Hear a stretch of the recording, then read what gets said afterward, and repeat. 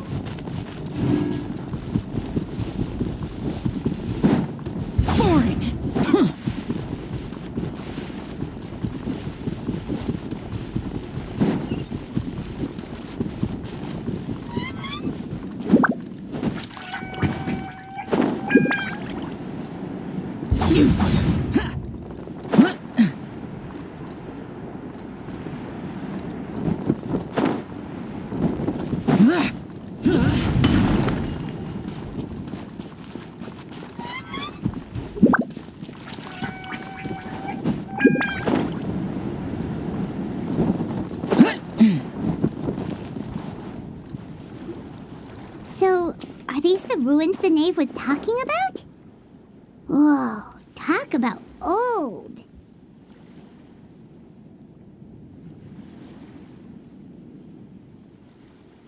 They seem to be pretty ancient, all right. Let's go in and have a look. Just be careful.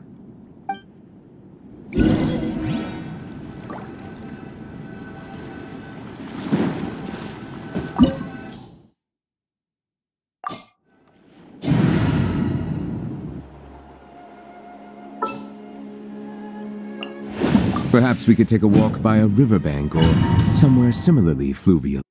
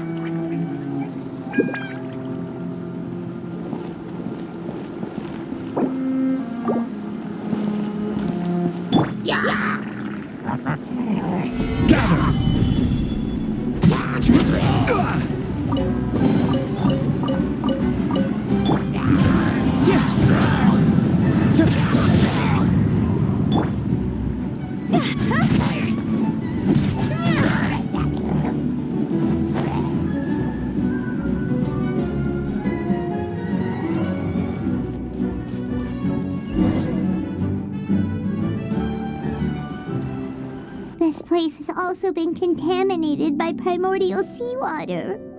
Yeah. And a lot of it, too. A Fontanian would most likely dissolve the moment they fell in. Right!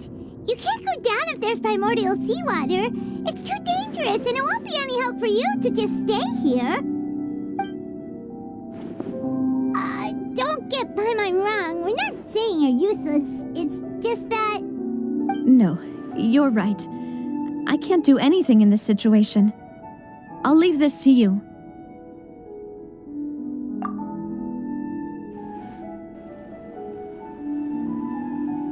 That complicates things. Maybe the only way left is forward. In that case, do you want to wait for us here? The water levels here are unstable, and there's a chance the water will rise. So staying here wouldn't be safe either. I'll go together with you. Perhaps we'll find the exit just up ahead. All right. Come with us for now then, but please be careful.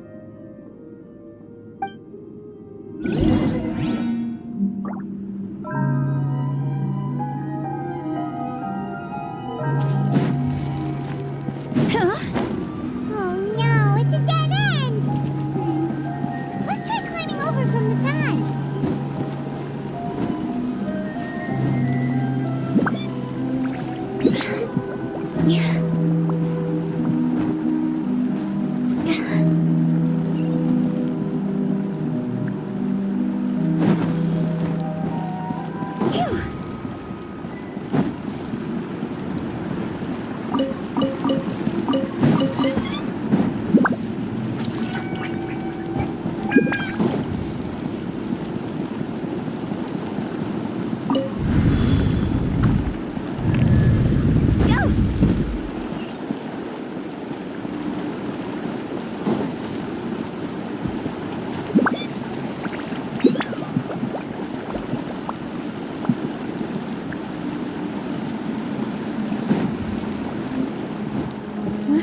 Wait! There's something wrong with this bridge! Run for it!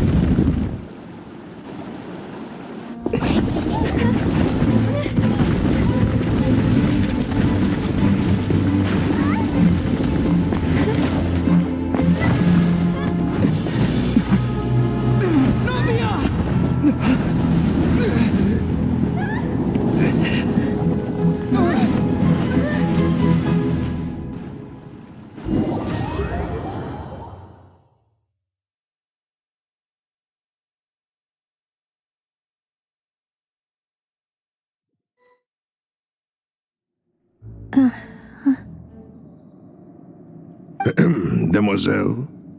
Huh? Demoiselle, what are you doing here by yourself? Would you be standing here till dark if I hadn't come to get you? Maybe she just wants some time to herself, Maloose. Oh. Was I sleeping? Yes, it would appear so. I must be tired. That's quite possible. However, you were the one that suggested we go out for a walk. Oh, right. I nearly forgot. It must have slipped my mind when I dozed off. I haven't had a nap today yet. Have I? This is a familiar feeling, yet something's a little strange.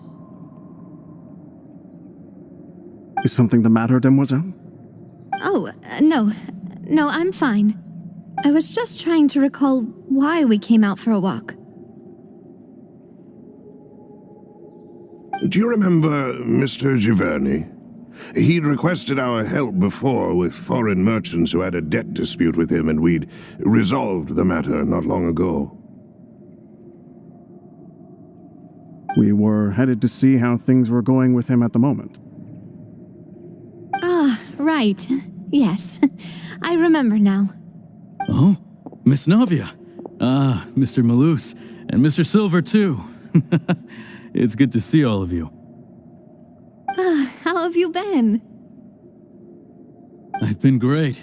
Thanks to your help, those bothersome merchants finally realized that I wasn't the one they were looking for. Why, I wasn't even the guarantor for that person. They were knocking at my door day and night. Even my neighbor Obina was getting fed up with them. Sometimes force is required to calm someone. That's right. Oh, by the way, Burnett, what was it that you wanted to give to Miss Navia again? Oh, yes. One moment, I have it right here. Miss Navia, these are some flower seeds that I prepared. Please take them. They're a very good variety, and they'll become very big and beautiful once they bloom. I don't know what we would have done without your help, so this is a little token of our appreciation. I hope you won't refuse. Ah, did you cultivate them yourself? Thank you so much. I'll certainly take them.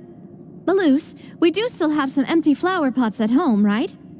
Why, we can have as many pots as you'd like, demoiselle.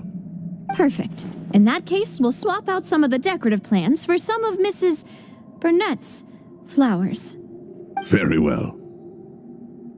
Wait. Something seems to be off here. Excuse me, madam. If I'm not mistaken, your name is Burnett, correct? That's right. Is something wrong? No, it's nothing. This is the first time we've ever met, but your name seemed familiar to me. I must have heard it when I was discussing things with your husband previously. I've heard this name before. Sometime. And why are there so few people around here? Where did everyone go? We must mind the time, demoiselle. We still have important things to attend to today. Huh? We do? Well, now, did you forget? Miss Navia, here you are. I've been looking for you. Please, come to the Opera House. Your trial is about to begin. My trial? Wait, why would I need to go to the Opera House? Yes, she's right, demoiselle. It's just about time now, so we should get going. Oh? All right then.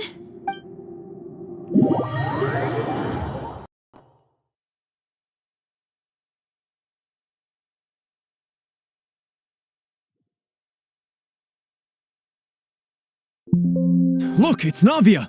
She's here! And her two attendants are with her. Goodness, everyone's finally here. There sure are a lot of people here to see the trial. And they all seem to be oddly excited about something. I even know some of these people. Karina, Desiree, Joyville, Jolien, Essen. Why are so many people here? And why do I have no recollection of this case? And as for the judge... huh? Where's Monsieur Neuvillette? Please sit in the defendant's seat. Don't worry, Silver and I shall accompany you. All right. But are you sure you can stand behind me? Typically, it wouldn't be allowed, but today is an exception.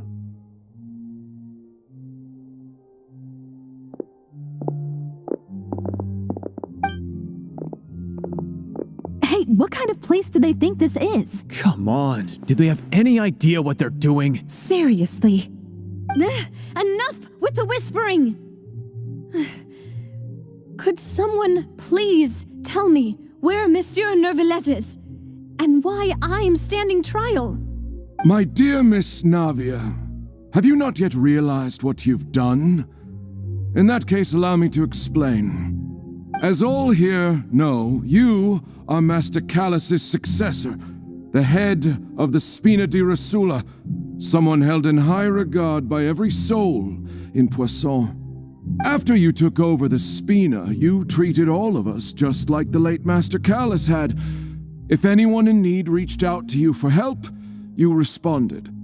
Not only you, but your butler, your subordinates, nearly everyone in the Spina di Rosula fought for the well-being of those in Poisson. Wait a moment. Aren't you just proving that I'm a good person? Yes, correct. Absolutely right. And that is why you stand accused. You have helped so many people get through so many difficulties. You are one with us. We are inseparable. We are one big family, all of us who are from Poisson, inextricably linked. And with you being so important, we couldn't possibly do without you. Therefore, this fair and honorable court shall declare you guilty, and you shall stay here. You will be together with us forever. Huh? What are you saying? Everything you have said is correct. I have indeed done a lot for my hometown, and I would be willing to be with you all, but what is the purpose of having me stand here like this? What is there to discuss? Ah, well, if that's what you think... How wonderful, Miss Navia!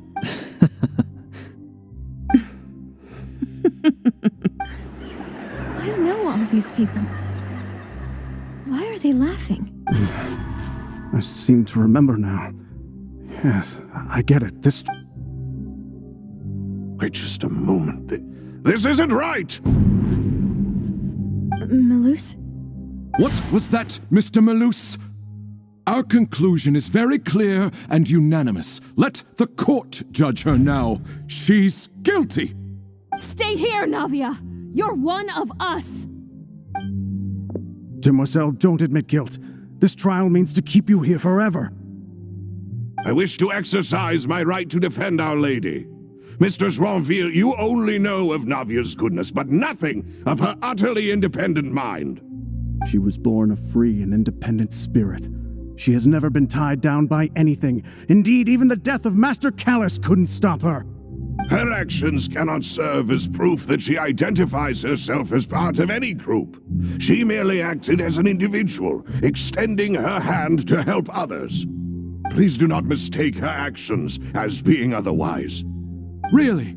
As an individual, you say? Don't forget, we are all Fontanians here. This is the nation of justice, the nation of Hydro. Even if Miss Navia only voluntarily rendered her assistance, that doesn't change the fact that her beautiful soul must return to everyone. Water accepts all, blends with all. It will surely accept her kindness. Everything is measured here in the nation of Hydro, and in the end, everyone shall meld together. Thus, when a unanimous opinion emerges, that opinion represents justice.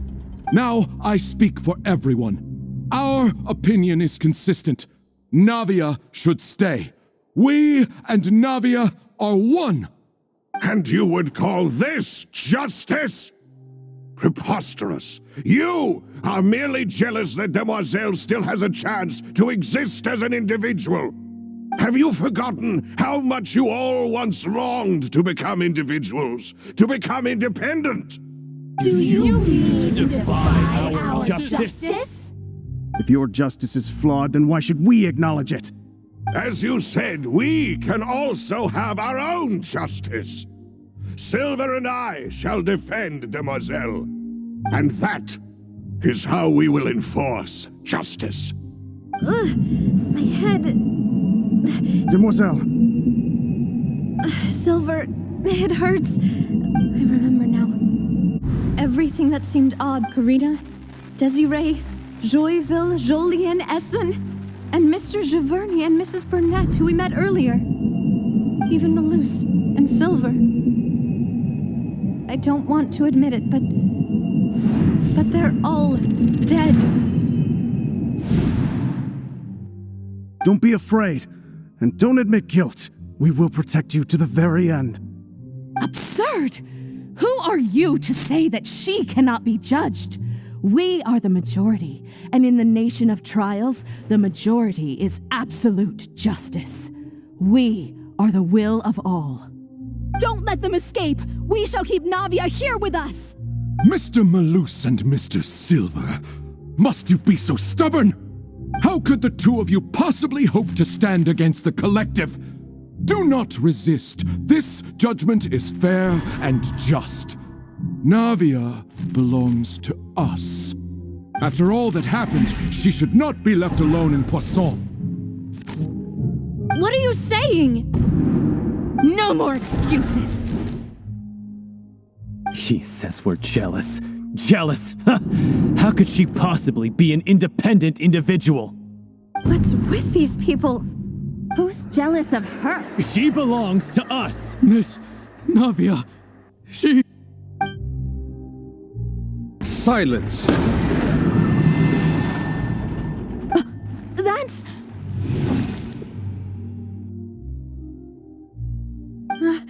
Monsieur Neuvillette! Such commotion is prohibited in the court.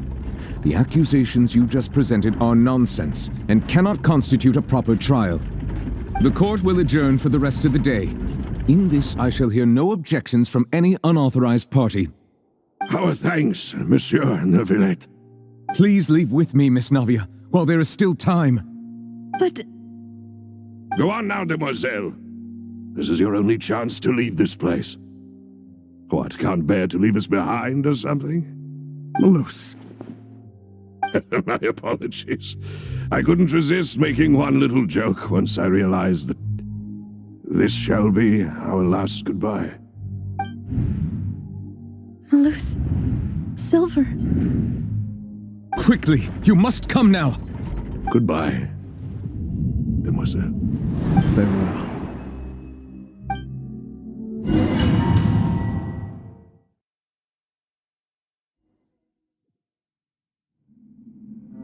No, wait!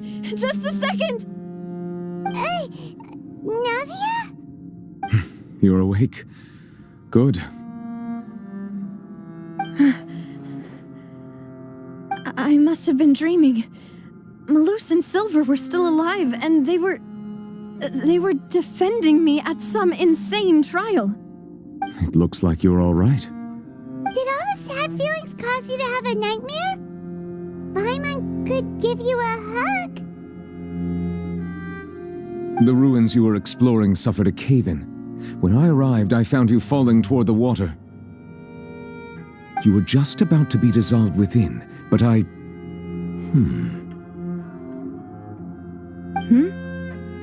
What is it? I think I saw 2 Oceanids protecting you. It was only for a moment, perhaps even a fraction of a second, but they gave me the chance to retrieve you. Were it not for their intervention, I would not have been able to rescue you before your consciousness dissipated. Wait, did you say Oceanids? You mean like what happened with Vache? Perhaps those 2 Oceanids were the people you saw in your dream. I always told them that they didn't have to protect me. To think that they'd keep doing so even after death. Please come with me.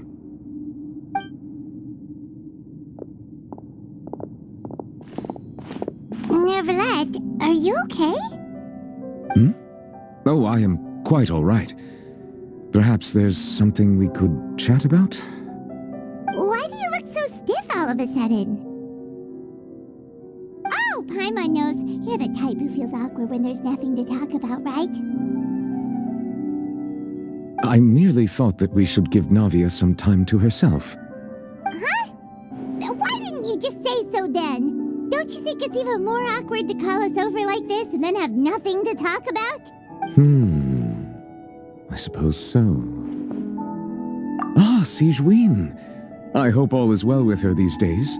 Her work in the Fortress of Meropide has not been too much for her, has it? No way, don't worry. She's doing fine down there. She's an amazing head nurse. I see. Well, that is good. I have always worried that Sigewinne would need a lot of time to understand the world of humanity, just as I have. Oh, and the Duke also says hi. Even though Sigewinne made him do that. He hopes that you haven't been overwhelmed by all that's happened lately. Thank you. I have indeed been busy lately, and I also hope that everything is going well in the Fortress of Meropide. He still doesn't know what to talk about. Let's chat about something else then.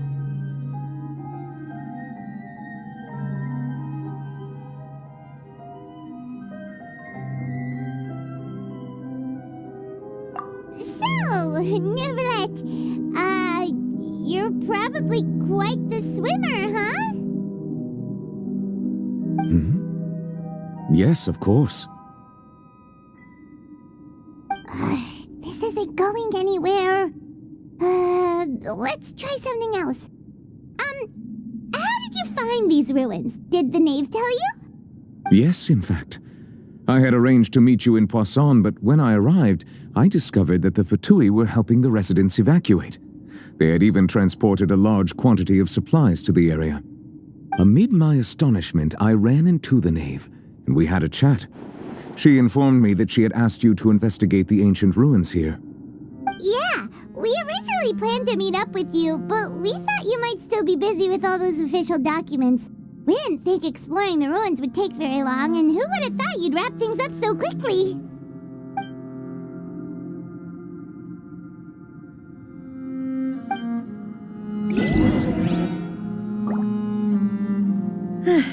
I'm sorry to have kept you all waiting like that. I'm feeling much better now. I guess we should get going again. Will you come with us, Monsieur Neuvillette? Yes, if you wouldn't mind my company. Oh, right! Another one joins the party! Let's get going then! Let the mighty be humble! Dada Kondala.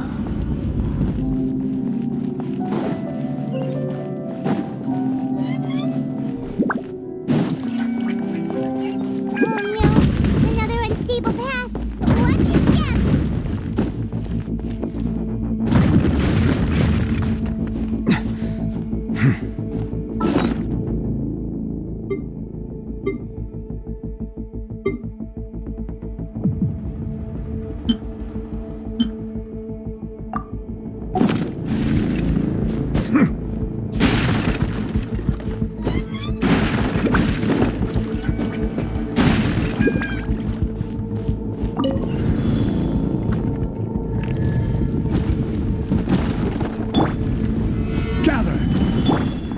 Watch out! There are rocks falling over here!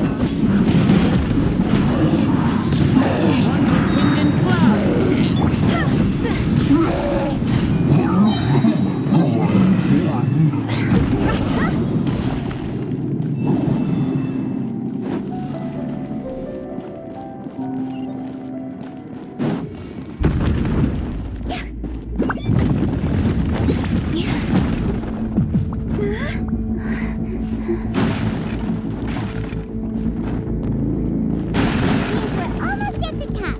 Keep it up!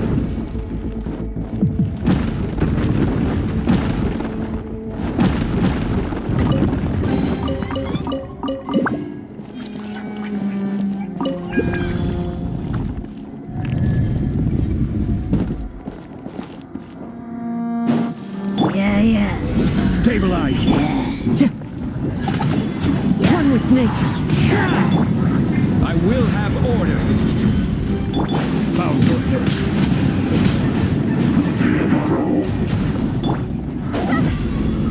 Time to go!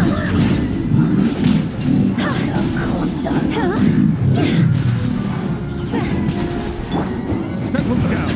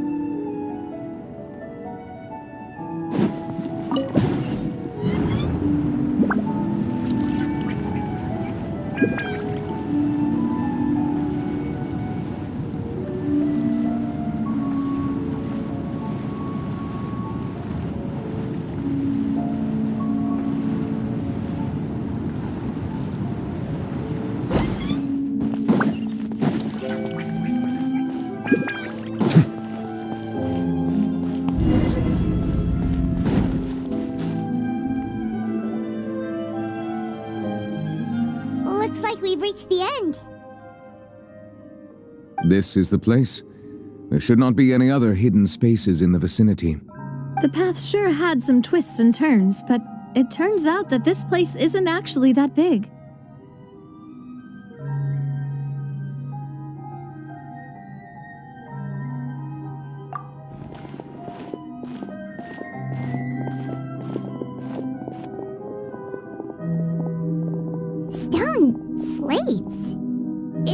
like they were put here as an offering.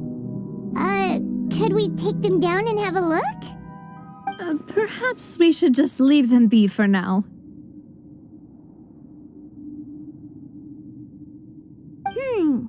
There are 4 locations in total, but only 3 stone slates. The slate that should be in the first empty spot is missing. The surrounding walls also show signs of damage. There's something written below. Let Paimon see. Reason dictates that this nation be destroyed. I shall record the history of its future here in its past. Say what? It feels like someone left these slates and these words here for a purpose. But does he mean that Fontaine should be destroyed? That would fit the circumstances dictated by the prophecy, yes. Indeed, the slate's contents correspond to it. Take the second slate, for example. There's a person kneeling here. She seems so dedicated. And there's a whole bunch of other people behind her doing the same. She's facing this... what is this? Some kind of island in the sky? And is that Lady Farina in the third image? Did the Hydro Archon fall into the water? And is that a ring of people around her? Paimon doesn't quite get it. Are they all in the water? The fourth image. I know this one.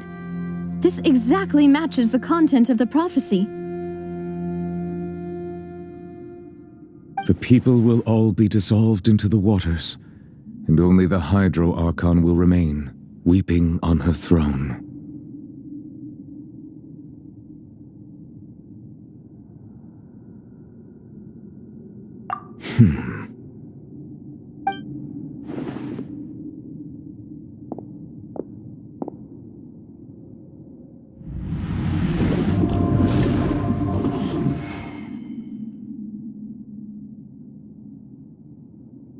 More information should be hidden in these slates, but I fear I cannot easily uncover it, most likely due to us missing the first slate. I am very sorry. Don't blame yourself, Monsieur Neuvillette. Deciphering ancient stone slates isn't one of your duties.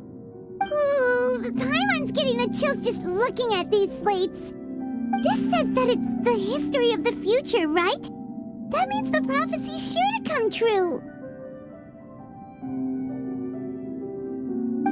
I really hope it doesn't mean that. Still, Paimon feels like these images are kind of weird when you look at them together.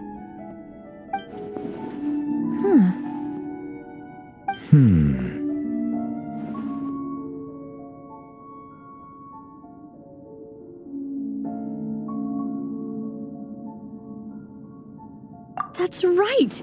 If the images are in chronological order, shouldn't the fourth, the waters drowning Fontaine, come before the third, where the Hydro Archon herself falls into the water? And yet the order is reversed here.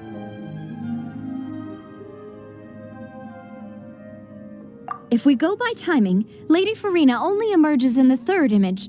That means that the person in the second image might be the previous Hydro Archon. Egeria, then. I had never met her, but her appearance here does match the records. The previous Archon kneeling before the floating island in the skies, as if confessing a sin. Did she herself commit that sin? And if not, why would she be in such a posture? Also, I'm still wondering why these ancient stone slates are here at all. Judging from their contents, could this place be the origin of the prophecy? Does that mean that someone, or some people, once saw these slates? But who would have created these slates and left these words here? It seems that any further clues will have to come from Farina. In that case, there's no time to lose. There's nothing else to be gained here, so let's head back first. Yeah, we better get somewhere safe for now.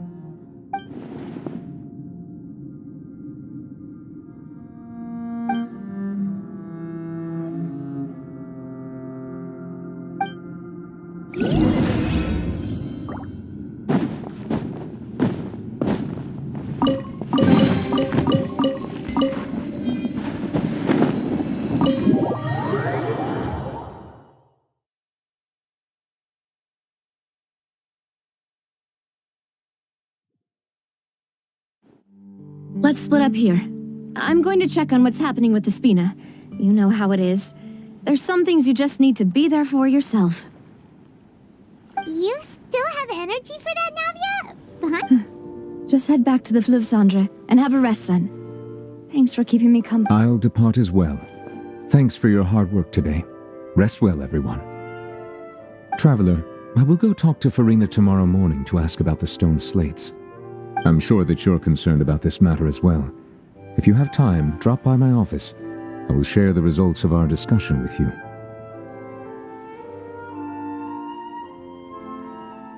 Are you really gonna talk to her about this directly? Will that be a problem?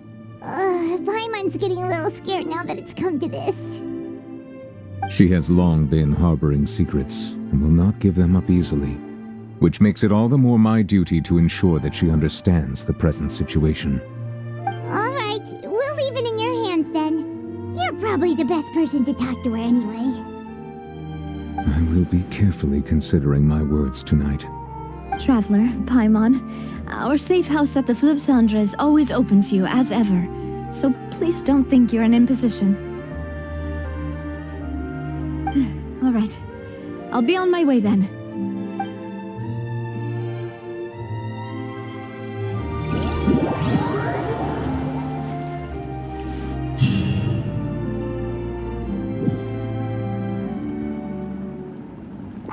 We're finally back!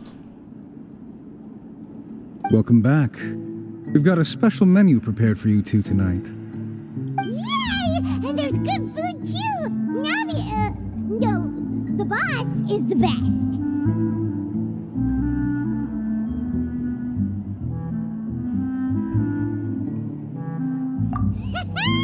Ooh, desserts!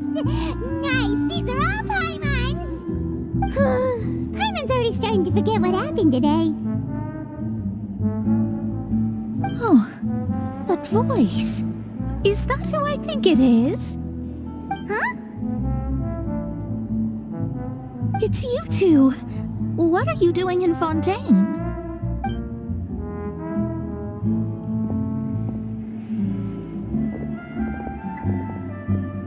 Mona?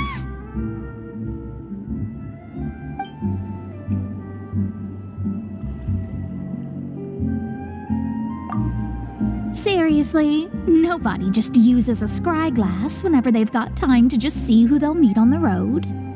Still, we didn't expect to see you here. Wait, you're not a Fontanian, are you, Mona? Well, I have some business to attend to here, so I booked a hotel in the city. I was just out for a stroll when I bumped into you. Quite unexpectedly, if I might add. Why did you think I was from Fontaine, though? Is that because Magistus doesn't sound much like a Mondstadt surname? Yeah, let's go with that. Well, I used to have my own surname, which was, well, some other thing. Either way, the old hag told me when she took me as her disciple that the first step to being a great astrologist's pupil was to change that name. There was nothing for it, really. She really is amazing at astrology, so I changed my name to what it is now according to her wishes. To my surprise, however, Magistus is not the name of some ancient house or clan. It isn't? Nope.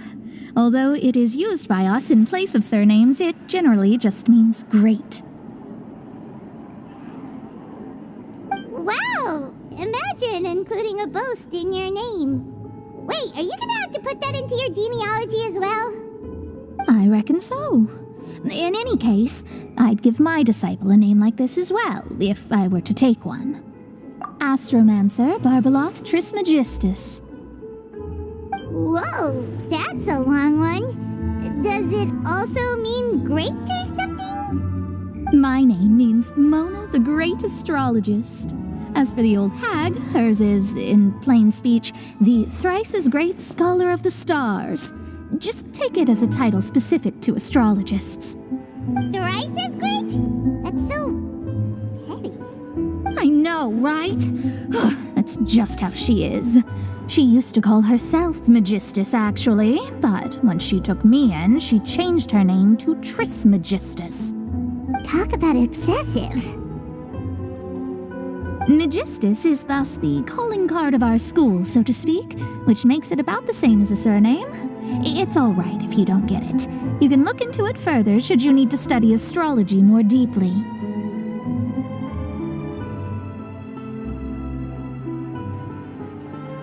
That sounds terrible! Ugh. But anyway, you're not Fontanian, are you, Mona? You're from Mondstadt, right? Well, I was born in Mondstadt, yes. My parents migrated to Dornman Port, and I traveled with the old hag for a while, after which I settled down in Mondstadt City. Oh, that's a good thing then. At least we know you won't be dissolved by Fontaine's waters. Speaking of that, I'm sure you're aware that a bunch of things have happened here in Fontaine, right? I know you're not a local, but I'd avoid getting too close to any water that looks strange all the same. There's something ominous about it. Well, the water, I mean. That was the main reason, yes. Just a while back, the Steambird invited me to take part in a panel and speak about the circulation of the prophecy as an astrologist. The invitation was sent quite early on. I don't think anyone expected Fontaine to be in this much trouble. What do you make of that prophecy, Mona? Just tell us what you think as an astrologist. Your word would go a long way to make things more certain and less scary. What I can tell you is that I'm an astrologist, and that this prophecy concerns the fate of Fontaine, even that of all Tevat. Ascertaining this is akin to reading the fortune of the whole world. I'm afraid that this is not something that just anyone can do. If I could do it, you would no longer call me an astrologist, but a visionary. But on the flip side, the prophecy is so huge and powerful that it must surely come from a powerful visionary. Its contents involve the fate of the world. Disregarding it would be a mistake. A visionary? Sounds really powerful and all, but does such a person really exist? Of course. The old hag could do it, and I bet there are others amongst those Hexenzirkel colleagues of hers who could do something similar.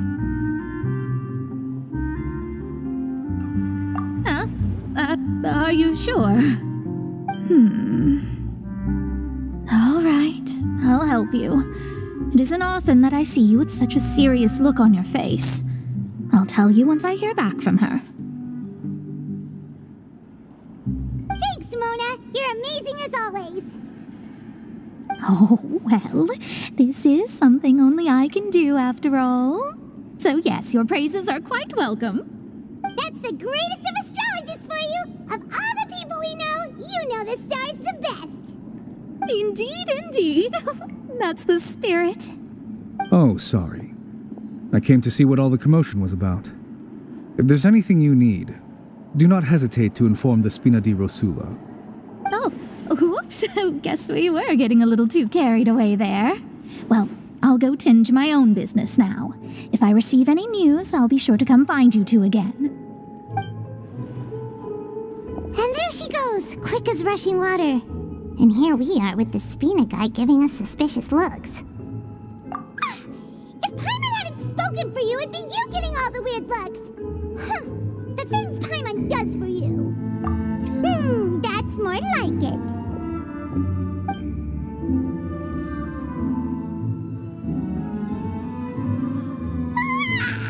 Good morning. To be honest, Paimon's still feeling kind of sleepy. But it's time to get up, traveler. We agreed to go see Neuvillette, so let's pack it up and get going.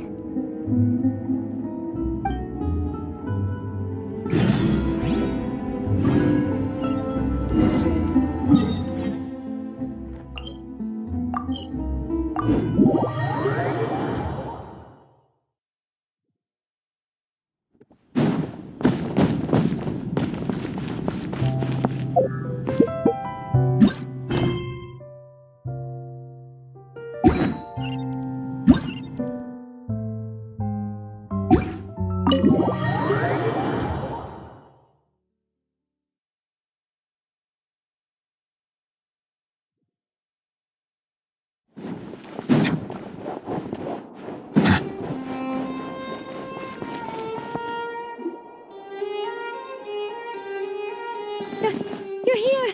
Finally! Is something wrong? Monsieur Neurvalette and Lady Farina, they seem to have gotten into a dispute. Please...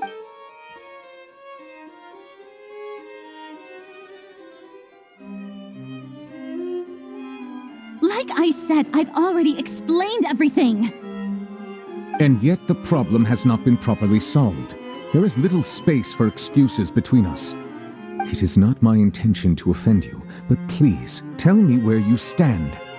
You are the Hydro Archon Focalor, are you not? Look at this. This is a list of the victims from the recent Poisson incident.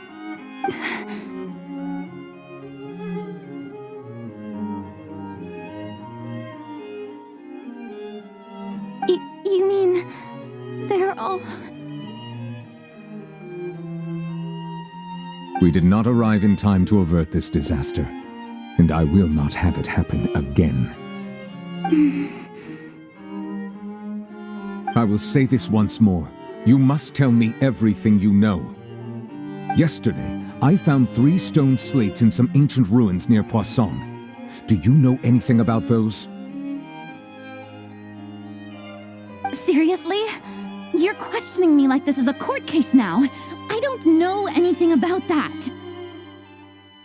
But you found them in some ancient ruins, you say? That's correct, which is why I came to ask you some questions. There should have been 4 slates, but one of them was missing. The other 3 featured different images that seemed to correlate to the prophecy. The prophecy? The second of these slates depicts the previous Hydro Archon Egeria kneeling before a floating island in the sky, as if confessing something. Do you know nothing of this either? I don't. I've never seen such slates. I'll ask you again. Do you really have no information regarding the previous Archon? My deciphering of the slates indicates that the Hydro Archon Egeria once had to confess to, or apologize for, a certain sin. If anyone would know about it, it should be you. All gods don't have the same secrets, you know. She was herself and I'm me. Is it really so strange that I know nothing? I understand your concerns, but I'm sorry. I just don't have anything to tell you. Forgive me for saying this now, Lady Farina, but I have long known of your various secret investigations into certain matters. There are several indications that you have been investigating the prophecy on the sly. This is not strange in itself, considering that you are the Hydro Archon. But it is strange that you should also claim to not know any of Egeria's secrets, as well as do nothing following your inquiries. You have never been as superficial as you have presented yourself to be, nor are you a fool. And yet, your behavior is very inconsistent.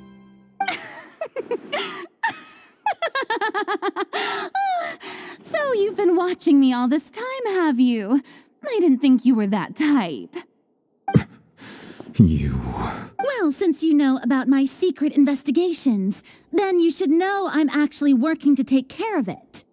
There's no point questioning or suspecting me. You're the Eunuchs, but you're still my subordinate. You should be following my lead. Just trust in me, you're Archon, and do as I say. Never mind whether you can truly convince yourself to or not.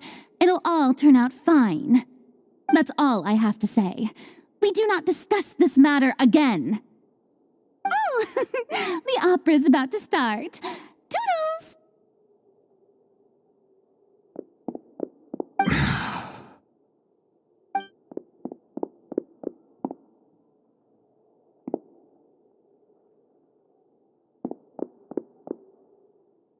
Did Farina not notice us standing by the door? Wonder what's up with her. I assume you've been outside for a while now? Oh, you noticed. Seems... She was in a great panic, though I cannot discern the reason. Our discussion reached impasses time and again, a state of affairs that we cannot allow to continue. Still, I do not understand. Dialogue is the basis for understanding, so why did she keep refusing to engage? Everyone in her inner circle has noticed that she is hiding some secret. The issue is her attitude. I fear that she will not reveal anything unless absolutely forced to. We may have to create a situation in which she will have no choice but to speak. Oh? Like what? Normally, people will only reveal the truth when standing trial. Perhaps we must have the Hydro Archon experience just such a scenario. But Farina's seen so many trials, and she's really good at dodging questions. How do we make sure that she won't just slip away at the first chance she gets? We will need to consider this thoroughly, join forces with various parties, and then do what we can. If at all possible, I would prefer to recuse myself from this affair, but we must prevent the prophecy from coming to pass. This may be cruel to her, but all Fontaine is in crisis. The information a god possesses is too precious, and so we must take a chance on this. But who will lend...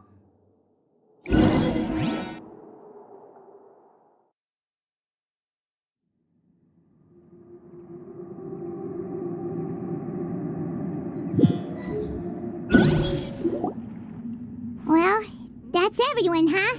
Speaking of which, it was pretty smart of you to think of hiding here. Poisson was just involved in a disaster, so it's presently devoid of people. That naturally makes it the best choice. And here you are drinking tea like it's the most natural thing in the world, huh? That's what family should do. Sit and enjoy a leisurely time together. It's nice to enjoy tea here, you know. Care for a cup? Lend me your ears, everyone. Or perhaps one of you might like to start us off. How about you, friend? Me? No, I don't think I can. Then, how about you, good sir?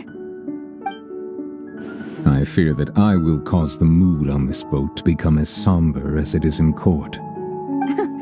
Well then, I guess we're lucky we've got a local like me to organize things. Wonderful, the spotlight at last. I guess I'll be facilitating things from here. That was a little long-winded, don't you think? Oh, you might be right. Anyway, to cut to the chase, our friend here, the Traveler, has brought us together to discuss something. As for what that is, well, let's start by saying that we'll be pooling our efforts together to create a series of traps. Oh, how intriguing. Well, it's just an expression, really. One that I just learned from Chlorand, and used on the spot. So, let's invite her to explain in detail. A round of applause, please. Huh? Didn't you say that you would be facilitating this? Oh, come now. Your work doesn't involve much public speaking, right? This is a good chance to practice. You might even pick up some fancy oratory tricks to impress your boss with in the future. I see. And what does my boss say? He is glad that you consider him your boss. Do go on.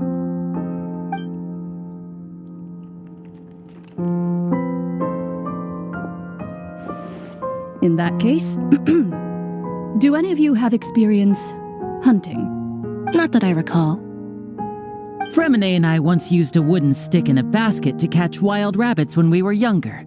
As for Lynette, oh, right. You were sick that day, weren't you? I've also gone diving to catch some fish before. Does that count? I'm afraid not. You may or may not have heard, but Fontaine once played host to a group known as the Marechaussee Hunters.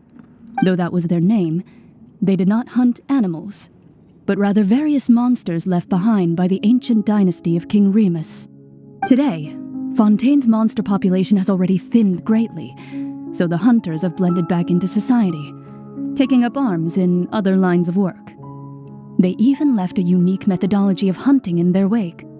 A trap comprises of the following components: bait, a trigger, and a containment device. Sometimes a lethal implement will also be necessary to deal with the prey. So, if we were to build a trap together, right now, what would you choose to build it with? For me, I would prefer something basket-shaped. Pigeons and rabbits will see the bait and naturally enter the snare. Our line of work requires a deft hand, and we're some of the best in the industry, so you can count on our techniques. You used some of those techniques while moving the people of Poisson, didn't you? My subordinates mentioned that you even performed some magic for the bawling children. Yes, and I even managed to gather some intelligence in the meantime. I'm afraid I can't claim that as my strong suit. I prefer more stable methods, like placing bait in the water and waiting for the fish to come within reach. That's the kind of method I would count on. Calm and steady. Exactly the kind of person who would catch loads of fish. And I can be their assistant. With discretion, I'm sure. I'd probably use some sort of mechanical animal.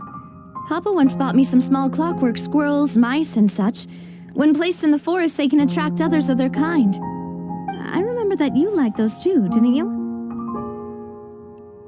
I did. And that would be a good way to go about it. If they're realistic enough, animals of the same kind will follow them all the way to the trap.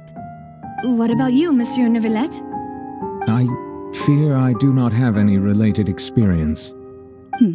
That makes sense.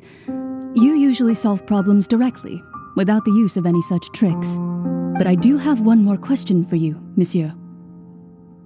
If we were to create a trap now, how would you design it? I would like for it to be effective, but bring no harm to the prey. A more gentle trap would be ideal. Kind as always.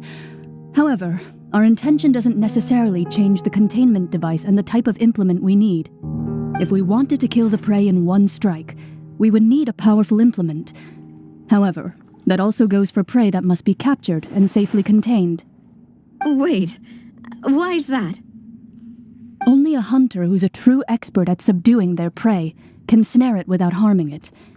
The line that divides life and death is often exceedingly thin. So are we going hunting together? We hadn't thought of seeing ourselves as hunters. It kinda works, but maybe it's still not the best metaphor. If our means of capturing and dealing with our prey is to put them on trial, then the hunting metaphor is actually quite accurate. But we shall require much more courage than any hunter to judge a god, a being whose seat is an exalted throne. Oh, so that's what's going on. Sounds very interesting.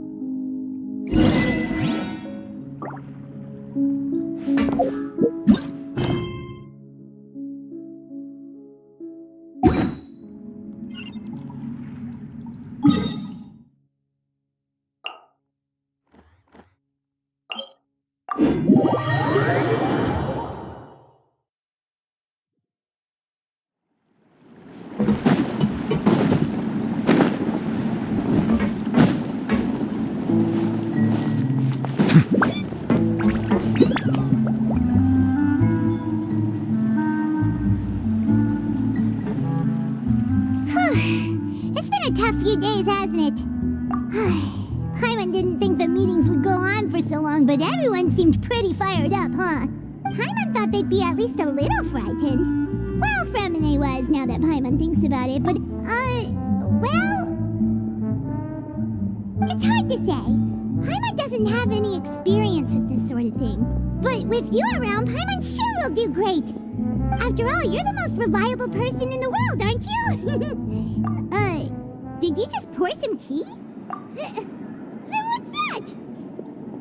Paimon's never seen that cup before. Don't be frightened. I'm just joining you two for tea. Who's that voice?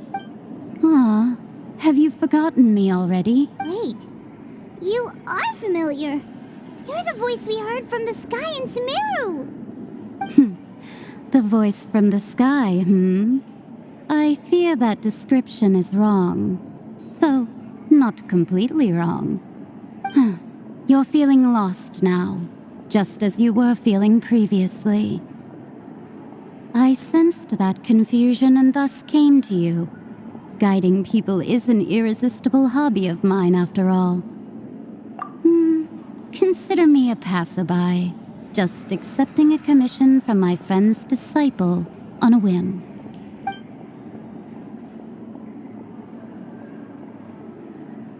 The prophecy. Yes, what has been prophesied will be fulfilled. You may view such things as the history of the future. What? Then is there any way we can stop it? I believe you have witnessed a failed attempt with your own eyes.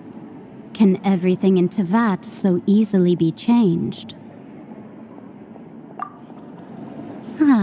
So you've caught on. Just as prophecies are usually only the future as seen from the perspectives of the gods, could things be happening in hidden corners where the gods' gaze does not fall? Are the things that you shall see different from the fate that the gods perceive? What is she talking about? It all sounds really impressive and important and stuff, but it also sounds kind of scary.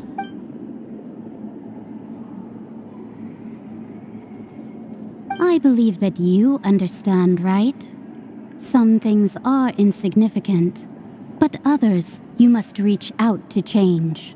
Ultimately, fate shall serve as your only guide, no matter what will happen in Tevat's future.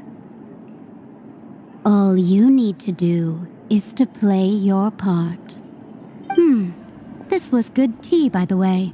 Thank you for your hospitality. Well, that'll be all for today. The voice. It's gone.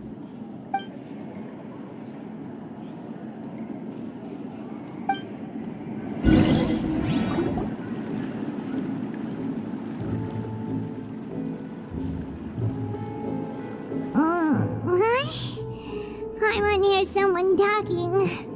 All right, come. Hey, it's you who's getting lazy, okay? Well, I see I've walked in on some lively banter.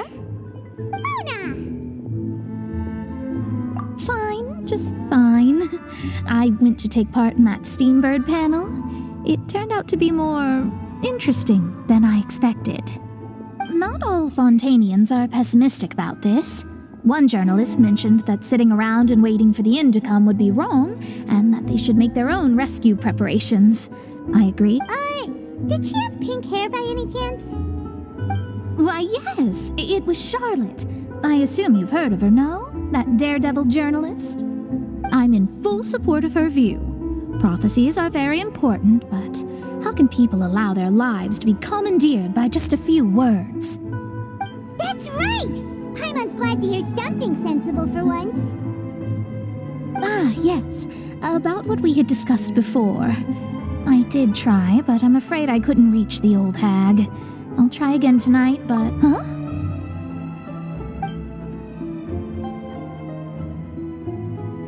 Goodness gracious. Are you serious? She said that even the god's gaze has blind spots. Pretty bold if you ask Paimon. Most people would believe the gods to be all-knowing, right? The Hexen Circle members are certainly anything but ordinary. As for the mage named N, the old hag has mentioned her a few times. She said that N's sense of direction is incredible, and that she loves guiding those who are lost. But I've never met her, and if she were still alive, she'd be... Well, suffice it to say that the hag's at least a few hundred now, and N's been around for longer than that. Whoa, the Hexen Circle sounds like a scary group. But they must really stay in shape to live so long. Their abilities alone are pretty terrifying. If she came to see you personally, then the problem you're facing must truly be of great importance. Well, it's not like Paimon could understand anything she said. Yes, she was quite cryptic, but I suspect she means that there is still a way to turn things around. She didn't say when or what that would be, though, so... Perhaps it is something that you cannot know right now.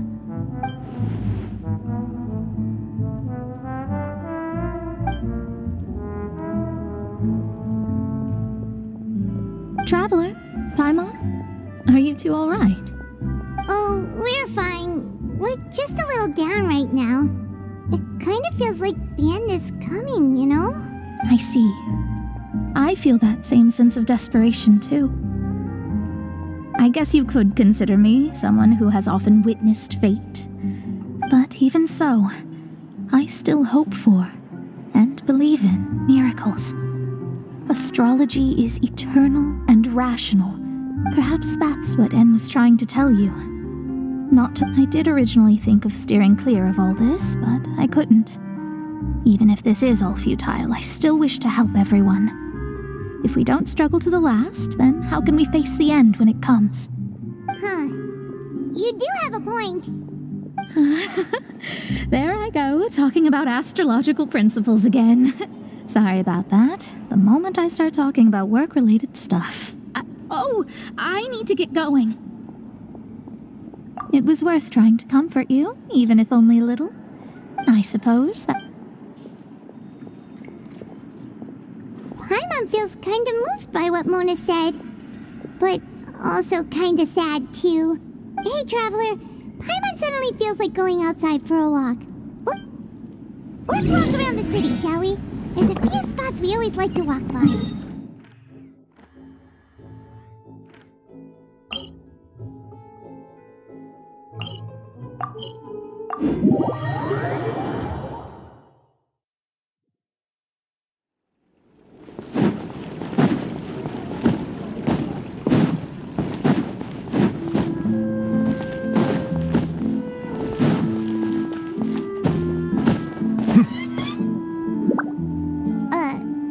Huh? Our names are written in this newspaper. Let Paimon see! The underwater stronghold, the Fortress of Meripede, has continued in its noble autonomy, but that does not mean that others cannot interact with it. My recent attempts to enter the fortress bore little fruit. Huh. Guess Charlotte still hasn't given up on that. Thus, did an Outlander friend become the focus of this report? A blonde adventurer with their white fairy, legends trailing in their wake. It is said that this mysterious traveler once visited the underwater fortress. So while the fortress's interior remains a mystery behind closed doors, do not fear, for the tales of the traveler contain surprises in spades. Journalist Charlotte's biggest scoop yet, the Traveler's Trail, World Walker. Huh.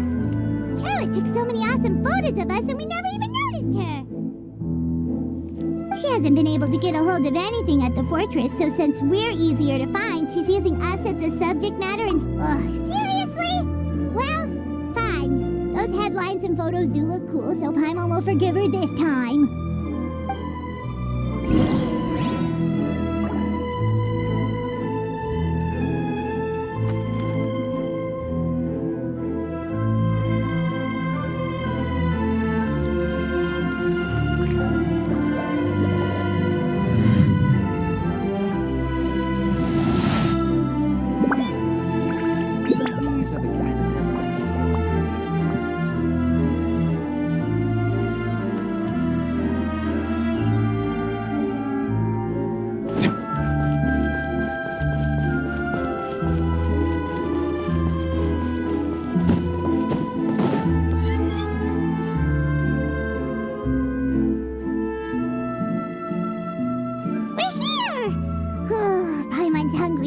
Should we go in and get something to eat?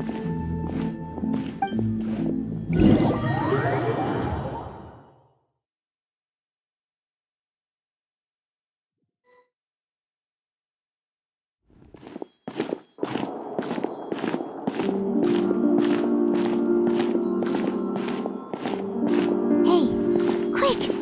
Look! That's the limited limited edition, only 16 slices a day cake! It was so delicious the last time we tried it. Despite the tense situation we were in, let's give it another go. I'm sure it'll be great. 1 slice of cake, please.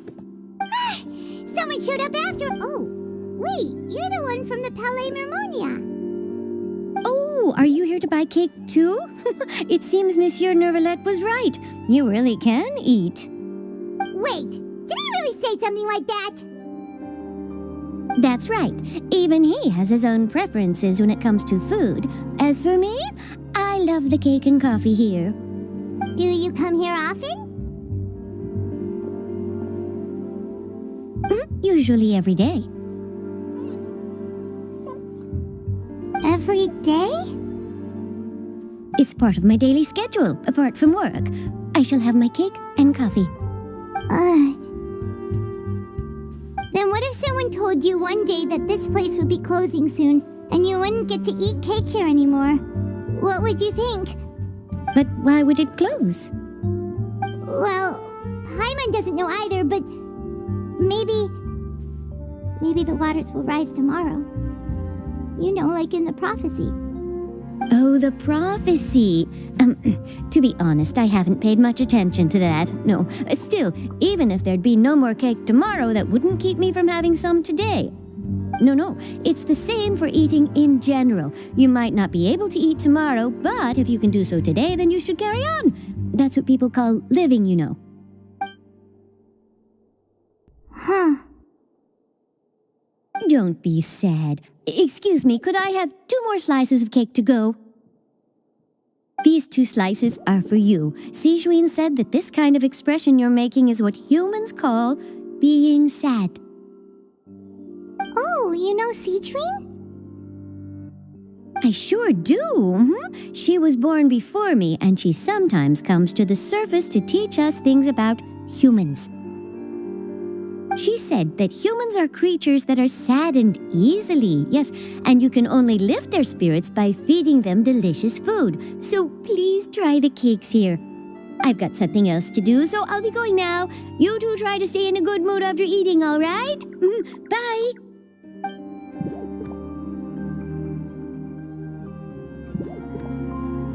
And there she goes.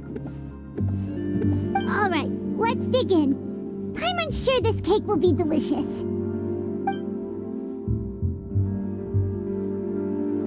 It's more delicious than last time, and the flavor gets even better with a sip of tea.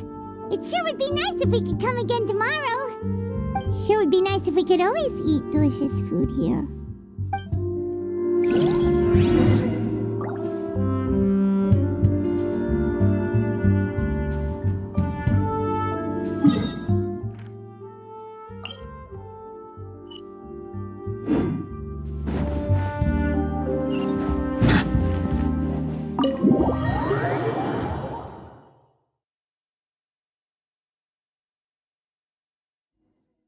Oh, we're near the Steambird office. Let's go look for Charlotte and have a chat.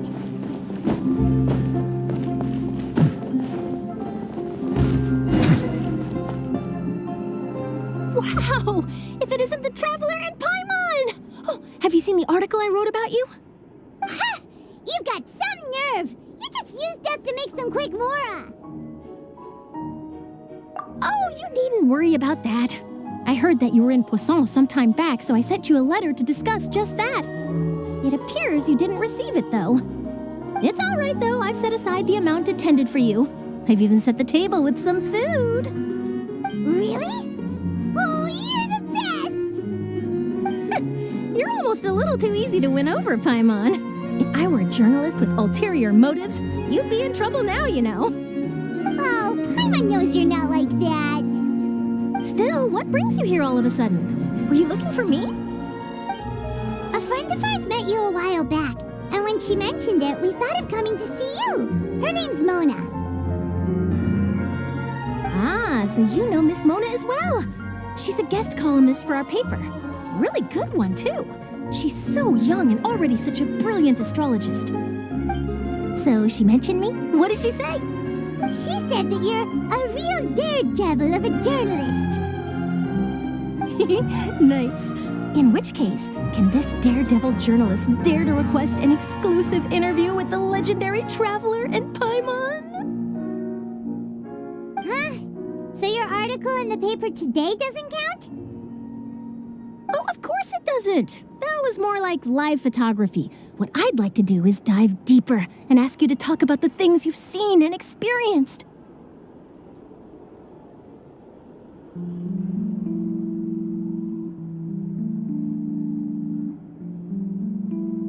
Yeah, are we even qualified enough?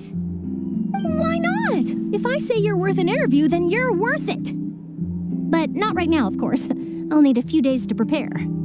Oh, in that case, we'll just chat when you have the time then? Oh, so that's a yes? Ooh, splendid! I'll tell the editor-in-chief immediately. I'll have to apply for lighting, a venue, some props, and... Whew, so much to get done now. Talk to you later. Wait, Charlotte, Paimon's still got a question for you. And what's that? If, just for example, Fontaine were to be flooded tomorrow, what would you do today? Huh, that's the prophecy you're talking about, isn't it? I mean, I do hear about it often, but I've never once thought that the day could be tomorrow. If you're seriously asking, then I might try and think of a way to leave Fontaine. Oh, but I'm still a journalist first and foremost. That means I have a duty to be reporting from the scene. And secondly, I wouldn't forsake my homeland that easily. From what I've seen, most people don't know what they'd do should the worst come to pass. In truth, it might be better just to behave like normal rather than worry over such an end. So in all likelihood, I'd probably still be prepping at the office for that interview of ours. I know what you're thinking. That sounds a bit sad, but I've always believed that it's best to do what you enjoy. Just think about it. If this nation really were to be suddenly destroyed tomorrow, but I still successfully finish an exclusive interview with a truly unique person, then the story I would wind up writing would truly be timeless. And then do you know what I'd do? Well, I'd write that story, send it for printing, and use messenger pigeons to get copies out to the various nations as soon as possible. I'm not a dreamer, nor am I a workaholic, but I do love my job, and I'd be proud of leaving such an article behind. I guess you could say that I was born to be a journalist. But anyway, that's my answer. And on that note, I'll get back to my preparations. That's so nice. All of a sudden, Paimon actually kinda envies her. Anyway, let's go and take a look at the sea, shall we?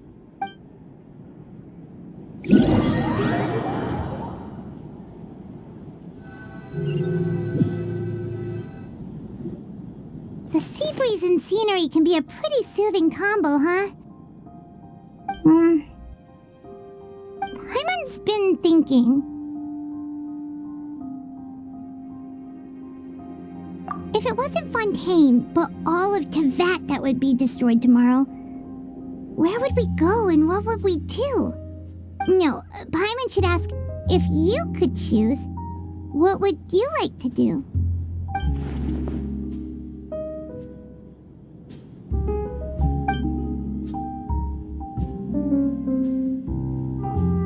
We've always been moving to the next destination, so we haven't spent much time thinking about these kinds of things.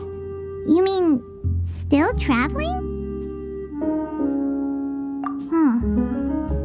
Wait, isn't that what we've always been doing?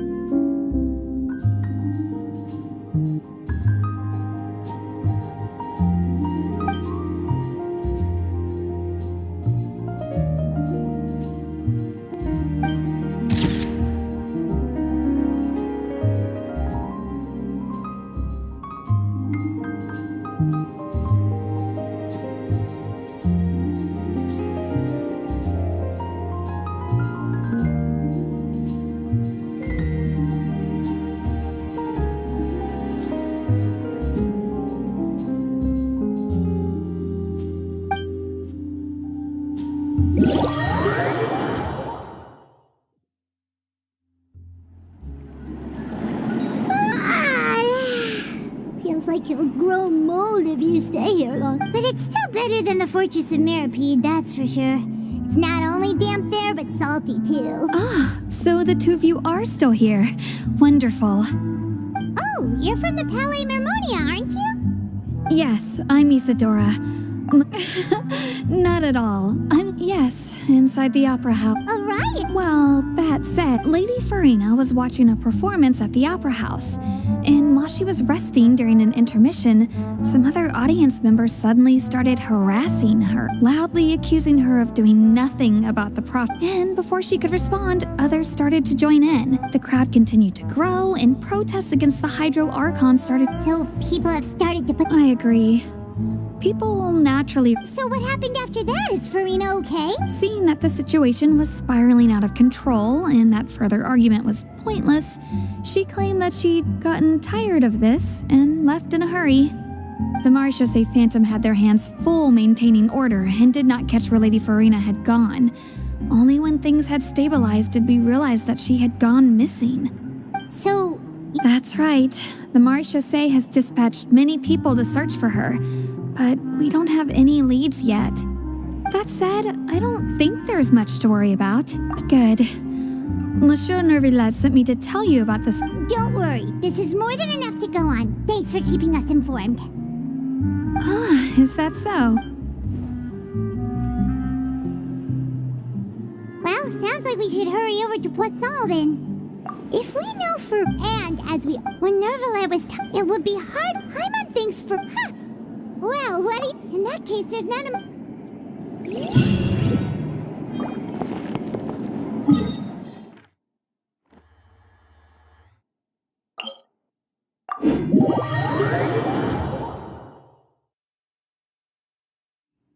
This place looks deserted. Could Farina really be here?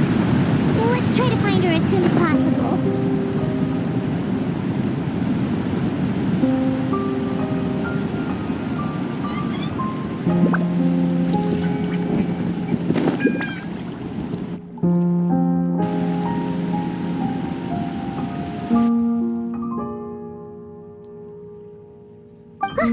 That's Farina, right over there.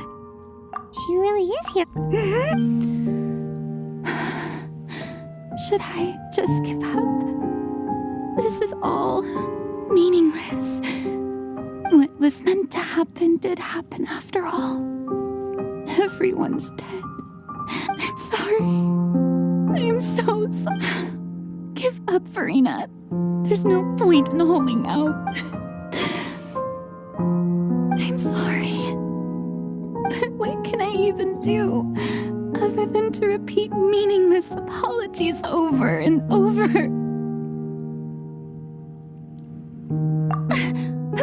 Who's that? Don't worry, Farina. It's just us.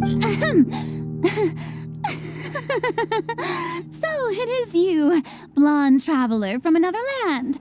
Why, I almost thought you were someone from that mob of my ignorant subjects. Come to kneel and beg for my forgiveness.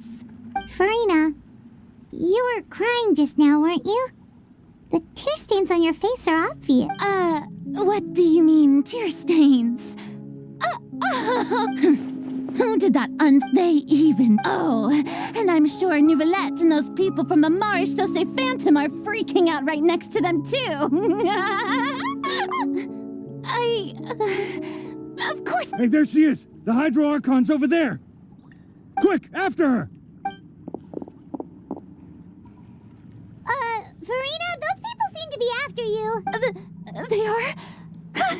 They're just some rabid fans who want to cut the line because they haven't been able to meet me in person, aren't they? That's against the rules. I can't let them get their... Farina just ran off! Quick, we have to catch up with her!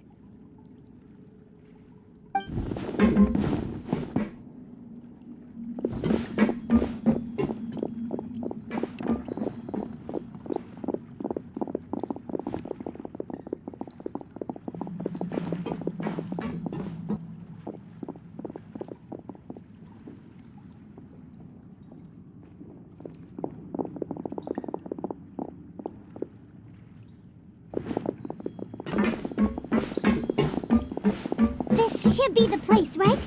Hey, Farina! There's a good hiding spot over here. Quick, come to Paimon before the rest of them catch up to you. What? Oh, hurry, they're almost here. Fine, I suppose.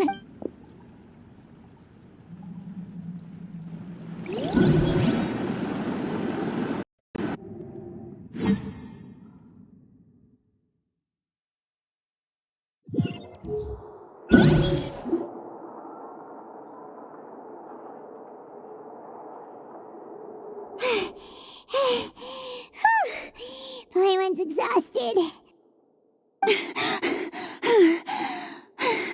No, I mean, I merely gave in to the sheer enthusiasm they displayed.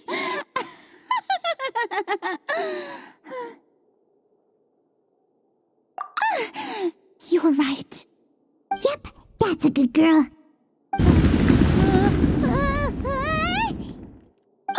What's happening?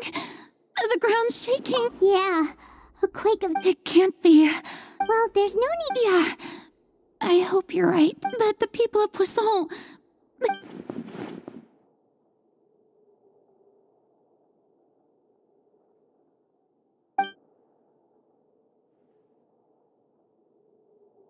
It's true.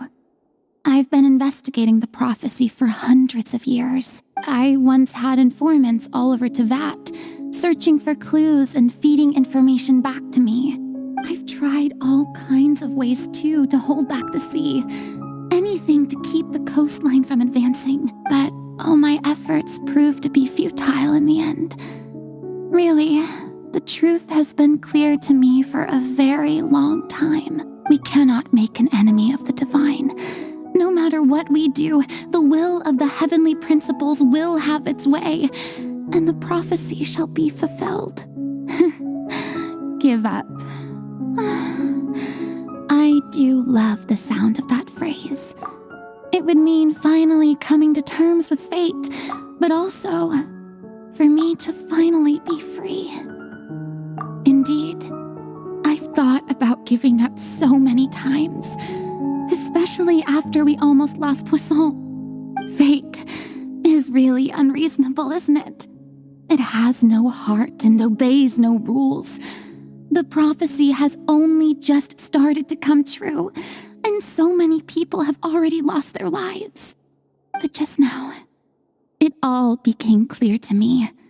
I still don't have the right to come to terms with fate on behalf of everyone else.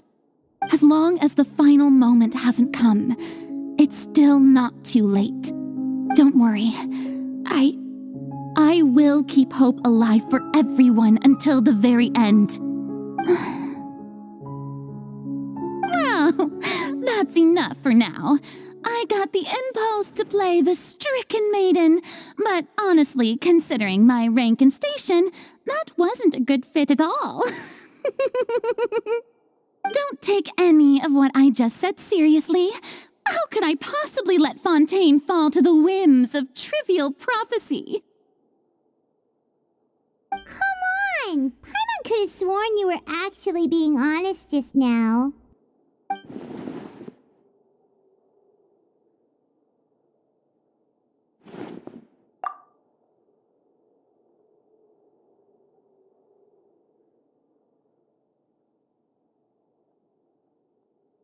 Share my burden. That's impossible. It was fated right from the start that this would be my duty alone.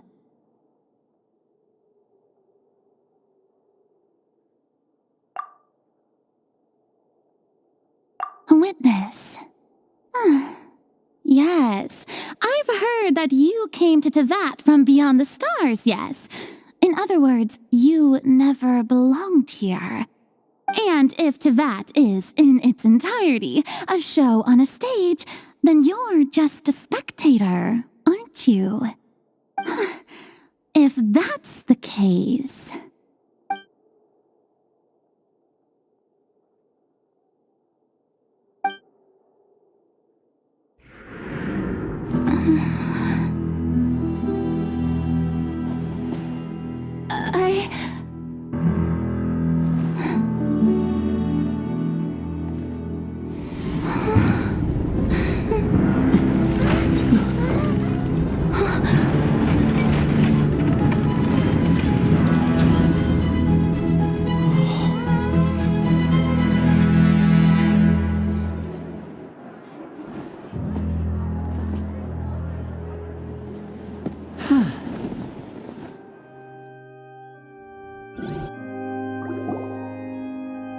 Ladies and gentlemen, this concludes my opening performance.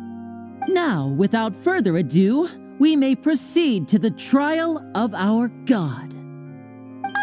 So this is what it is. Yes, you deserve praise for the effort you took to raise the dramatic stakes.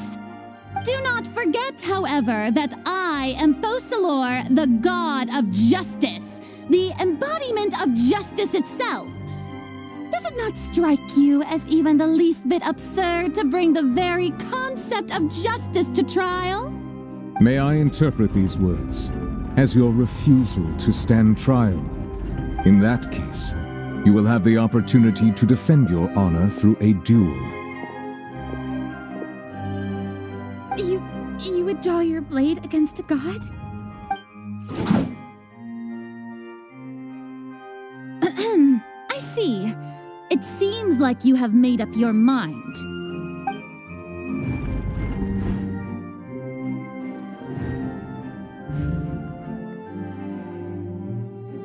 Paimon can't believe it. What the heck is going on?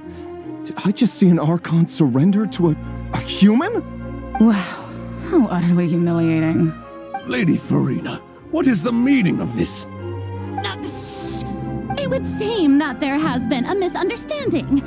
To be clear, the raising of both hands is not always an indication of surrender. Looking for excuses? I raised my hands just now to indicate my acceptance of the trial. No duel shall be necessary. I will admit that I've been running away for a long time. I'm sorry, everyone. I was unable to protect the people of Poisson. It is my duty to stand trial for my crimes. You are not the only ones to be disappointed in me. I, too, am exceedingly disappointed in myself. But now, it is time for the Hydro Archon to show you her courage and resolve. I, Farina, will use this trial to show the world the true meaning of justice. This time, I will protect you. Applaud and rejoice! One of the most outrageous and fantastical arcs known to the opera epiclese is now unfolding before your eyes. Mark my words, this shall be one of the most exhilarating and brilliant shows ever to grace the stage of Fontaine! The trial of the Hydro Archon, Focalor, will now begin! Woohoo!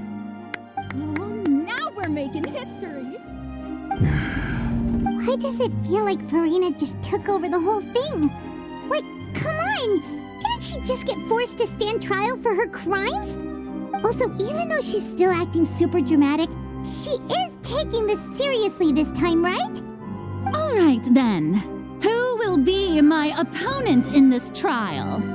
The court asks the prosecutor to please take the stand. Is that so? Very well. Then please speak.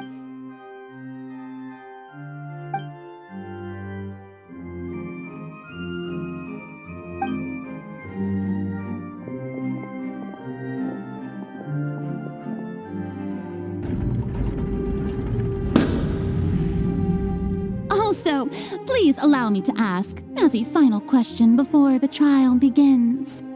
Just how much work did you do to force me onto this stage? Well, we did do a lot of prep after the meeting that day. I can go over the tasks assigned to the Spina di Rosula, since they were rather straightforward and easy. Navia, the president of the... Most of the people who participated in the disturbance this morning were my subordinates. They changed into plain clothes and came to the Opera House as regular audience members, waiting for the perfect opportunity to incite insurrection against you. The people's resentment against their Archon has been building as more and more of the prophecy is fulfilled. A spark was all we needed to turn smoldering anger into a flame. Moreover, according to our understanding and analysis of you, When something like that occurred, you would likely flee the scene and head to Poisson by yourself. So, we arranged for a second group to lie in wait there. So, you mean the ones who scoured the settlement for me were also from the Spina? And their goal was to force you to step into the giant magic box so you may personally participate in the greatest magic performance in all of Fontanian history. That's right. That house was a magic box rather than someone's residence. As the super ultimate version of the setup that I used when I first performed at the Opera Epiclese, the volume of the box was increased by a whole order of magnitude, and the distance it traversed was the entire gap between Poisson and Areneas. Its cargo, of course, was an Archon instead of a human. My thanks, Farina. Without your help, we could never have pulled off such an extraordinary performance. You're welcome? Of course, this performance was only made possible with Father's support. The House of the Hearth spent a massive amount of labor in Mora to pull this off. We had to select a location, construct the giant magic box, dig a tunnel, and open up a path through the water. It was a lot of work for all of us. So, in other words, the earthquake that we felt within the giant magic box was just a normal tremor from the transportation of the whole house? That's right. It wasn't a sign of another disaster to come. Then, I can guess Nervillette and Cloran's parts. You gathered a crowd, prepared a stage, and made sure that the champion duelist would be immediately ready for a fight. Also that as soon as I appeared on the stage, the trial may commence without a hitch. Am I? Yes, that is correct. Well, Clorand, I must commend you for your courage. Only the most outstanding champion duelist in all of Fontaine would accept a duel with an Archon without flinching. Thank you. As for you, Traveler, I suppose your role was to keep me distracted with conversation once you found me in Poisson. You'd make sure that I didn't notice anything amiss before revealing yourself as my prosecutor once we'd arrived onto the stage. Oh?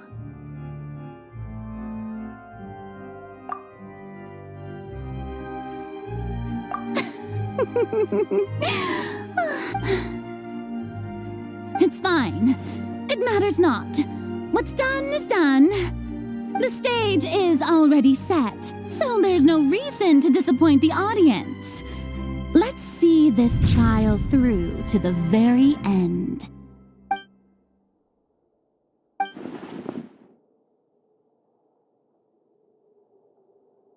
Sir Prosecutor, please allow me to pass this along. This is a document that Miss Charlotte applied for and received permission to share with you during the trial. According to her, it should speed up the proceedings. Huh? Charlotte wanted to give us something? Oh, so she's here oh, let Paimon Wait, then that means this document is a perfect timeline of everything that's happened ever since we stepped foot in Fontaine! So in other words, we can refer to this anthology of evidence. Let's quickly confirm the information in it. Just think of it as a refresher, alright? You defeated the Hydro Archon in the very first duels you took part in at the Opera House. That's one for the history books, all right. I didn't think that you'd wind up getting to the bottom of the case I'd been following all this time. I guess you could also see this as a happy coincidence. This is the first time Monsieur Nervillette had a difference of opinion with the Oratrice. Even the Hydro Archon can't figure it out. A Fatui Harbinger. She's an extraordinary person. Her instinct must mean something. The fortress of Meripede was almost destroyed in a single day. That I didn't witness that scene personally will always be a source of professional regret, I think. According to Monsieur Nervillette, both Child and that whale should have been in the primordial sea at that time. I nearly lost my awesome friend Navia. To be honest, that still gives me shivers. The words of someone as extraordinary as a witch can probably only be truly understood when something surreal happens to you.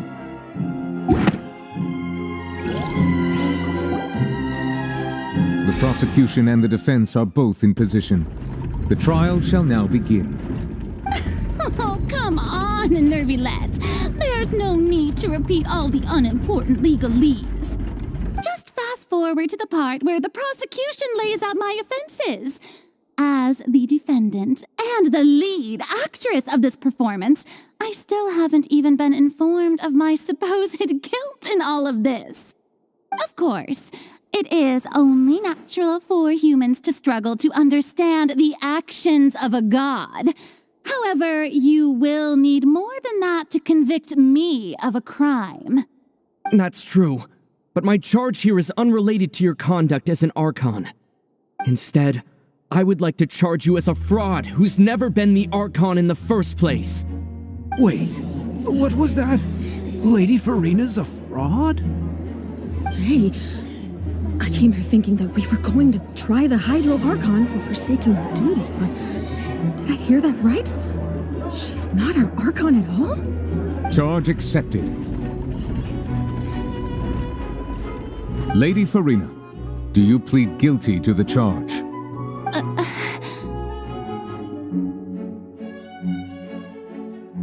Lady Farina. I plead not guilty. How can I be guilty? There is no way that I, Focalor, otherwise known as Farina de Fontaine, a member of the Seven and the Regina of all waters, kindreds, peoples, and laws of Fontaine, could be anything other than your true Archon. Yeah, even though Lady Farina can be rather eccentric, isn't it going too far to doubt her very identity? Yeah, I've never questioned her identity either. Sure, Lady Farina can be super irresponsible, but what grounds does that prosecutor have to make such a huge claim? I have cause to believe that common sense will prevail in this case. Many of the members of the audience have known me as the Hydro Archon ever since they were born. There would be no fooling their memory. See? Even the Oratrice has decided to show me its favor. Are you sure you want to commit to a charge that will never be upheld? If you wish to drop the case, I can promise you as the God of Justice that you will not have to face trial for making a false accusation. We will treat everything that's happened as a dramatic spectacle and move on with our lives. What do you say to that? An argument with near impossible odds, huh? Well, I tried to give you the chance to surrender. If you must persist, then let me ask. If you believe I'm not the Archon, then what manner of being do you think I am? And if I was not the Archon, then how did I manage to live for over 500 years?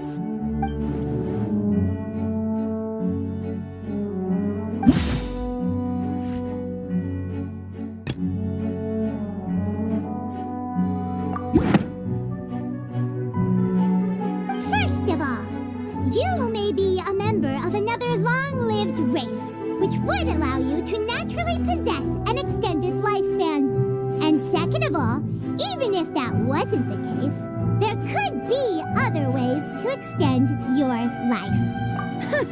Who gave you that idea? Was it the knave? You'd sink so low as to use a harbinger's words against me. A curse? I once thought it possible that the aura of an Archon might naturally resemble a type of curse.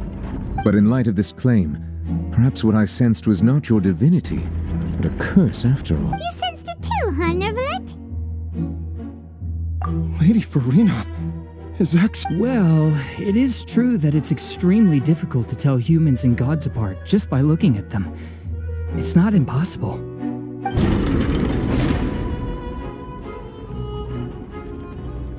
Well, don't start celebrating too early now.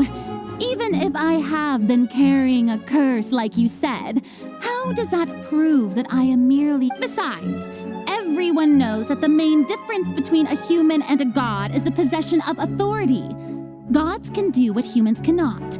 That's why they're worshipped as gods. For centuries, manifestations of my authority have served the nation of Fontaine. One need only to turn their eyes towards the Oratrice Mécanique d'Analyse Cardinal in this very opera house, or consider the indemnitium that is used in every aspect of life.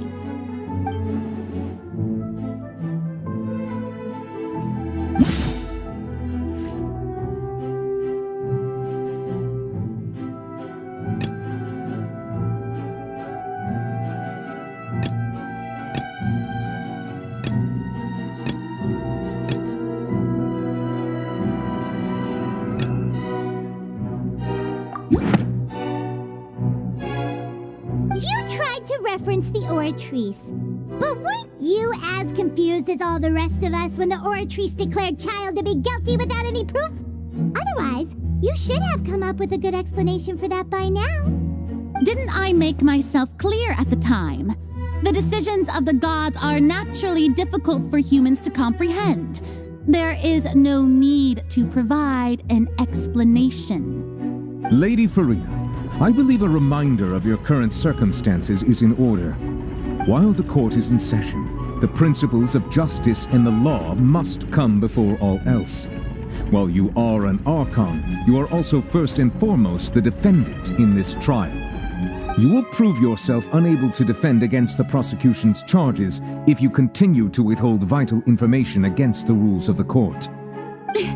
I never thought you'd use that kind of rhetoric against me. That was no trick of rhetoric, Lady Farina. I've merely reiterated the rules of the court.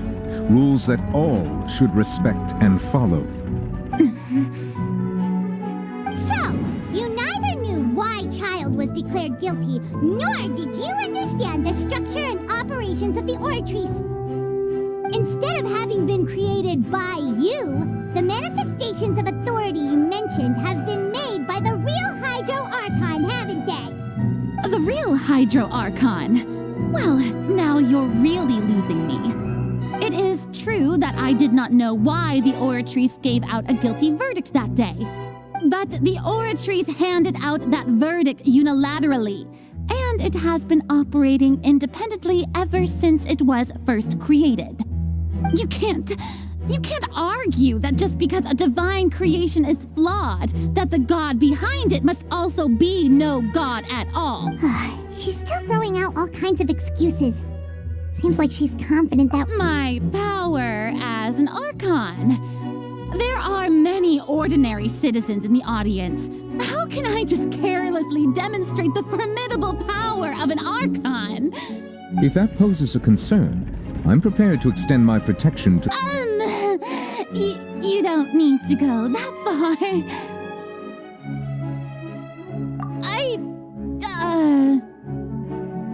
Aren't you the Hydro Archon?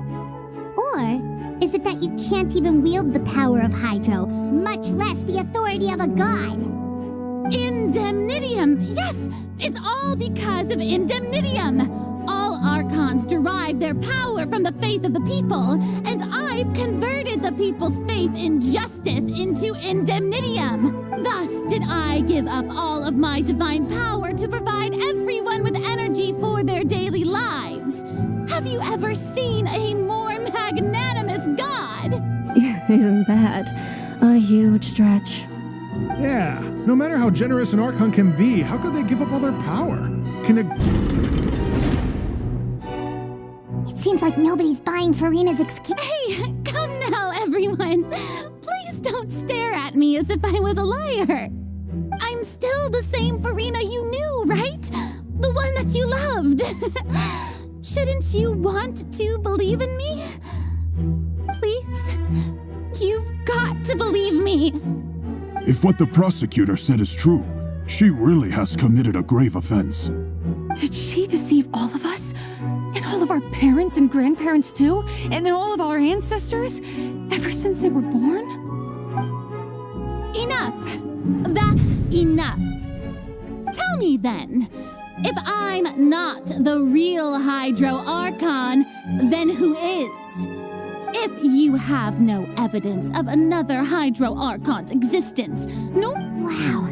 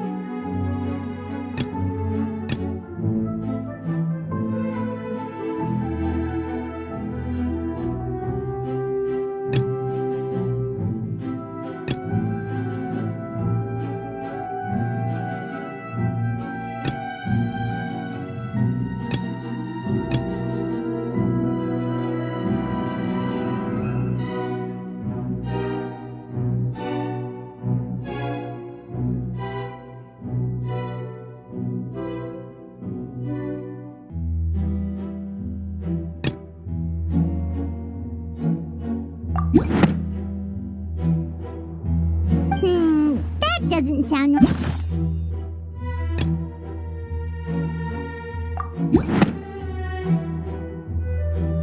It has been established that all Fontanians can dissolve in water from the primordial... Since you insist on claiming to be a god and not a human, then there's a method that you can use right here and now to eliminate all suspicions of you being the latter.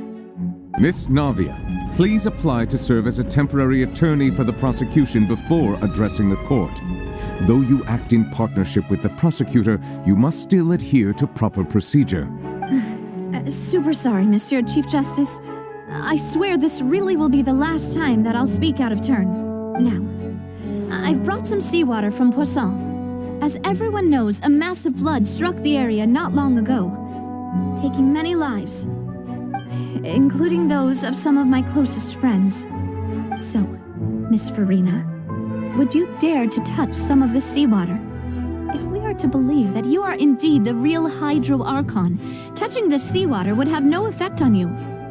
All it should do is strengthen your case. But if you don't dare to touch it, then we would have basically proved the reverse.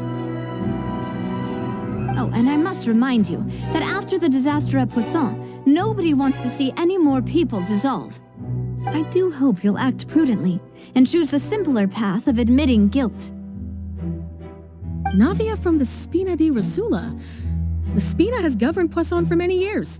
I guess her suggestion is valid. If Lady Farina is indeed just a human, she's probably Fontanian like all the rest of us. Would she really dare to try?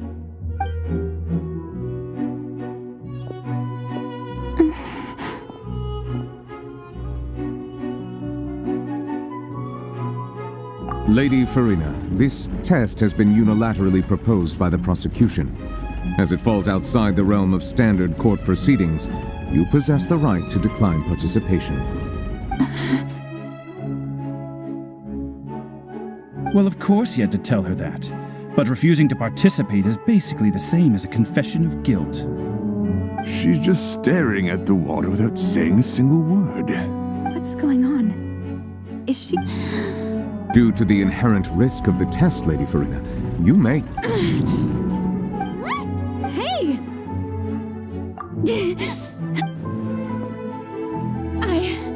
I'm fine! Look at me! Will you believe me now?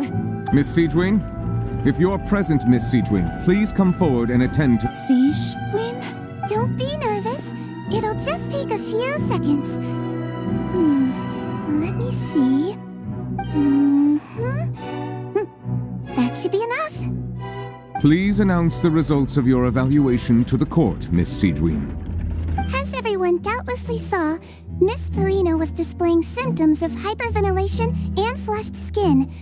These indicate that she was experiencing the adverse effects of exposure to primordial seawater. The extent to which she was affected is the same as other humans when exposed to primordial seawater of a similar concentration. Thank you, Miss Siegewin. Lady Farina, you may return to the defendant's stand. Oh, wait. What did she just say? I didn't get dissolved. Shouldn't that be enough to prove my innocence?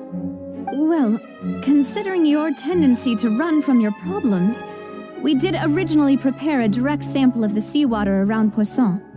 However, after extensive discussion, we exchanged it for a sample that is not concentrated enough to dissolve an actual human. After all, on the off chance that something entirely unexpected might occur, we don't want anyone else to lose their life to the sea. Yeah, so out of regard for Farina's life, you secured a low-concentration sample and asked the head nurse to serve as an expert witness. It's a great thing that the direct sample wasn't actually used. Farina could have... I can't believe... You...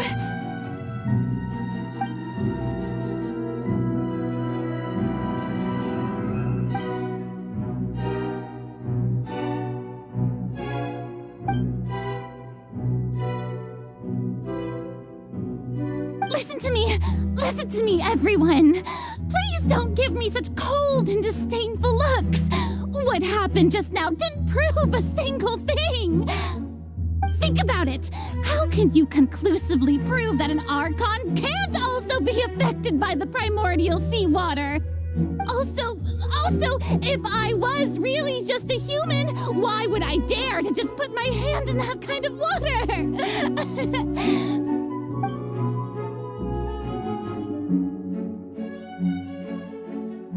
Please, anyone, just listen to me. I swear, I really am your Archon.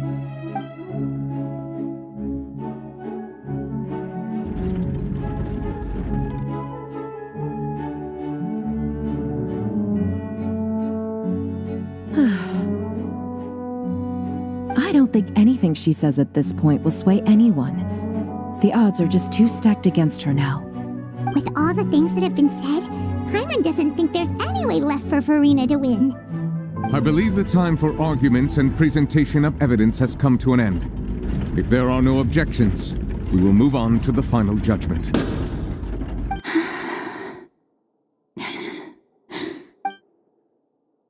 I don't think anything she says at this point will sway anyone who's too stacked against her now.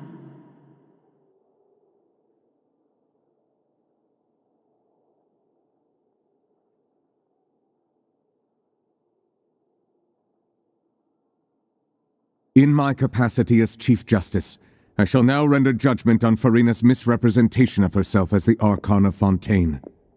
As a human who knowingly deceived her fellow citizens, Farina is guilty.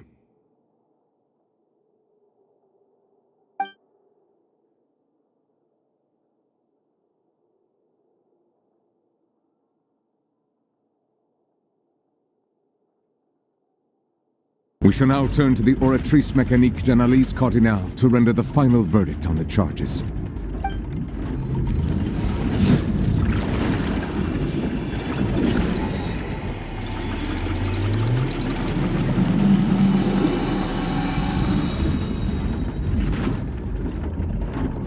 According to the judgment of the Oratrice Mécanique d'Analyse Cardinale, Farina is...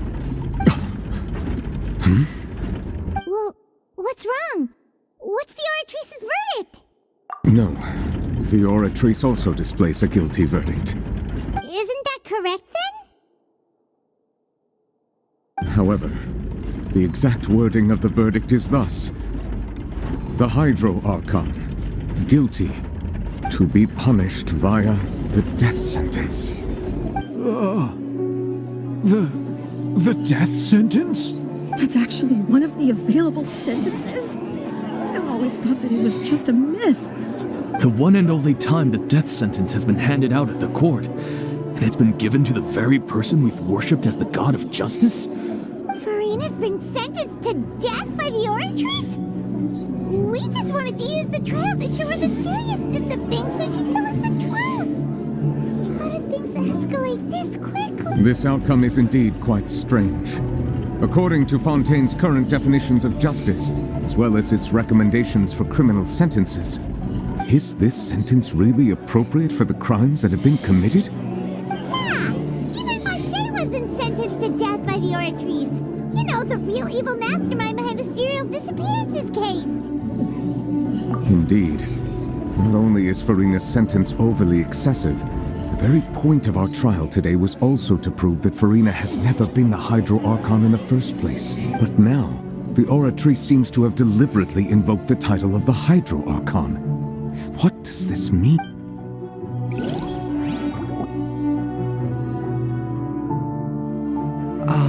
Excuse me, if I may interrupt. Is the trial still... Fremine! Huh, you finally made it. Mm-hmm. Any mission Father assigns to me will always be top priority. Is that the first prophecy slate? Huh. So the knave privately arranged for Fremine to try and find the I looked everywhere and finally found it at the bottom of the sea. It took me a long time to get around some dangerous stretches of water, but has the trial already concluded? Then... Thank you for your hard work, Mr. Fremine. Please allow me to review the record left on the slate. Traveler, I believe that you have already seen the other existing slates, and would like you to come here and confirm their contents. Huh? So what do you see? What is...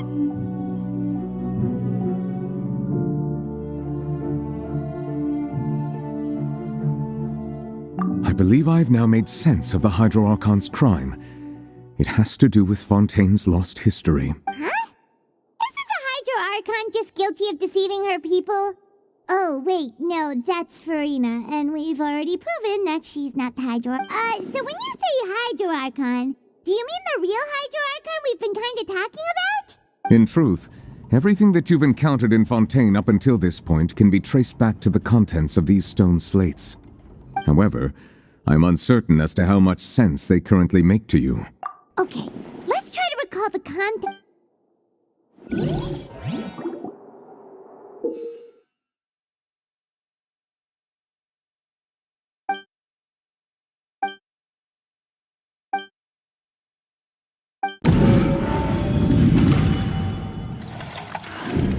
The first stone slate describes what you just said. It seems to show the previous Hydro Archon using her divine power, and then the Oceanids turn into humans. Does that mean that Fontanians are transformed Oceanids? Oh, Paimon wasn't expecting that. The second stone slate shows Celestia floating in the sky, and the Hydro Archon and her people worshipping it together. But the heavens still brought judgment down upon them. This must be the point when the Hydro Archon and the Fontanians were branded with their original sin. Does this mean that the original sin and the Hydro Archon sin are the same thing? The third slate shows the Hydro Archon sinking into the sea surrounded by many people. That reminds Paimon, didn't we also watch that happen to someone else? Well, the fourth slate is the prophecy the Fontanians have been talking about. People dissolving into the sea, the Hydro Archon crying on her throne, and so on. We didn't believe that such a crazy disaster could happen at...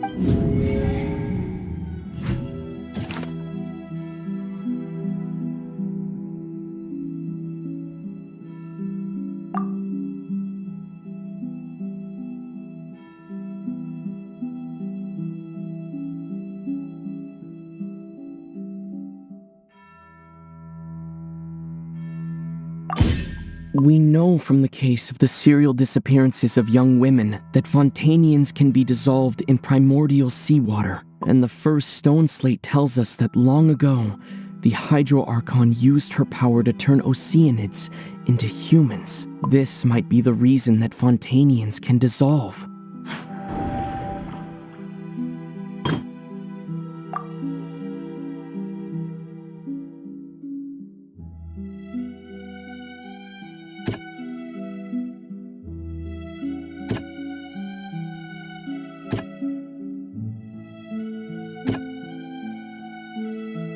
That doesn't sound quite...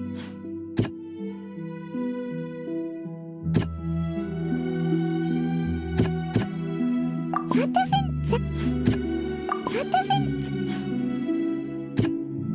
doesn't... Perhaps what is about to take place has all happened before. The true sin of the Hydro Archon that Nervalette mentioned, and the original sin cast down on the people of Fontaine by Celestia, as recorded on the stone slates.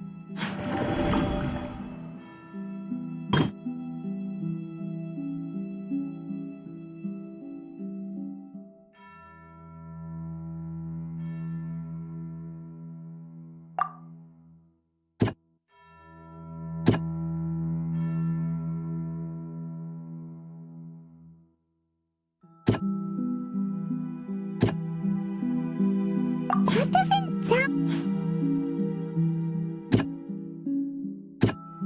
That doesn't... It's not as simple as falling into the sea. When not, the stone slates show the people gathered around the Hydro Archon in the sea. Could that be alluding to the same thing?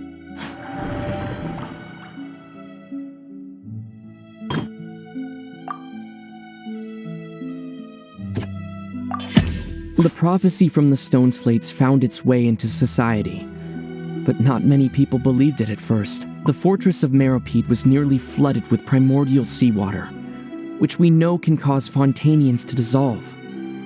It seems increasingly likely that the prophecy may come true. If we hadn't dealt with it in time, things could have gone very badly. They'll dissolve into the primordial sea but won't cease to exist. Their essence will flow in the seawater. The Hydro Archon was sentenced to death in court, shocking everyone present. Perhaps this means that her sin was actually Fontaine's original sin. Navia fell into the water inside those ruins, and she nearly dissolved. She was surrounded by the people of Poisson in a court within her consciousness, and was forced to take part in a trial meant to make her stay. The eruption of the primordial sea at the fortress of Meropide was the surest sign that the prophecy was about to come to pass no matter what. The prophecy's contents can all be verified by recent events. If we combine what we know together, loads of truth should come to light.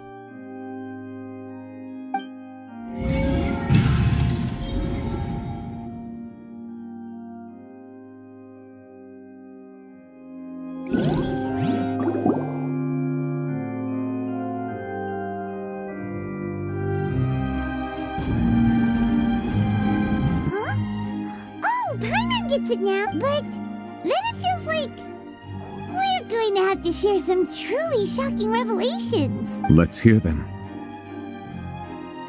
Incredible. Lenny, we're not... All Fontanians were originally created by the late previous Hydro Archon, with Oceanids as their basis. The evidence for that can be found in how only Fontanians could dissolve in primordial seawater, and how all the girls Vacher dissolved were also turned into Oceanids. Oh, and according to Navia, when she was about to get dissolved, she also saw everyone gathered around for a trial, all of them in the shape of Oceanids. Indeed.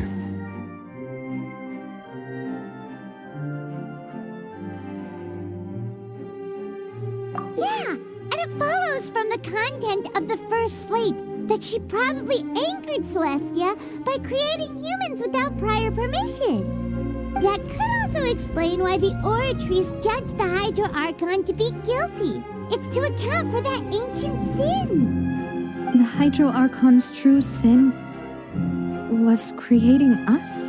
And yet, after many hundreds of years, the Hydro Archon's creations have turned around to try to judge the Archon within the Opera Epiclese. The twists of history are often the most Yeah! Isn't the image here just like when Navia fell into the sea? So wouldn't it be trying to show the image of the Hydro Archon also falling into the sea once the prophecy has been fulfilled in the fourth slate? In the end, the people will all be dissolved into the waters, and only the Hydro Archon will remain weeping on her throne. Only then will the sins of the people of Fontaine be washed away. Did Paimon get all that right? You've made some keen deductions. I must say, given how much you still don't know, it is impressive that you've already managed to connect so many pieces of the truth.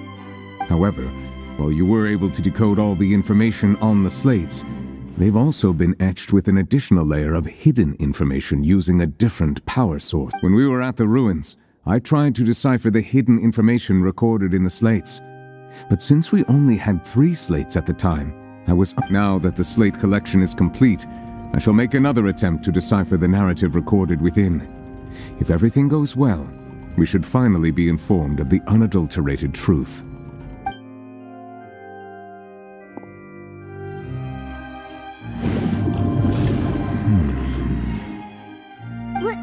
I believe I should share this truth not only with you, but with all the people of Fontaine as well.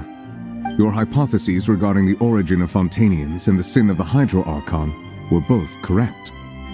In the Fontaine of old, the previous Hydro Archon sensed the yearning of her Oceanid familiars for life on land.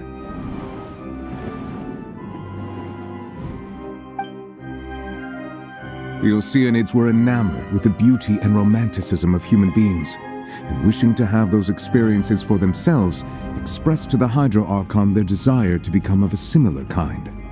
However, even though water as an element is intricately linked with the power of life, the Hydro Archon, as one of the seven, did not possess the authority to create a new form of human life. Not one to give in, she eventually found a way to create permanent humanoid bodies for her familiars by appropriating the power of this planet's primordial sea. She poured primordial seawater into the Oceanid's blood vessels, creating humanoid mimics in the process. But if Fontanians were to ever come into direct contact with water from the primordial sea, the power within their bodies would escape these artificial restraints and return to the sea. As a result, their forms would collapse, and they would be reverted to their original forms as Oceanids. Of course, the Hydro Archon never received permission from the heavenly principles to create a new human race. And thus, the Hydro Archon and all of her creations came to shoulder the original sin of appropriating the power of the primordial sea. That is the true history of how the people of Fontaine first came into being. So we were all Oceanids before we turned into human beings? That's way too much information for me. I think I'm just going to pretend that I never heard a single thing. Wait, but if that's the truth, we can't let the Hydro Archon be sentenced to death. After all, her only sin was creating us. This really might be too much information for your regular Fontanian, but it does answer a lot of our questions.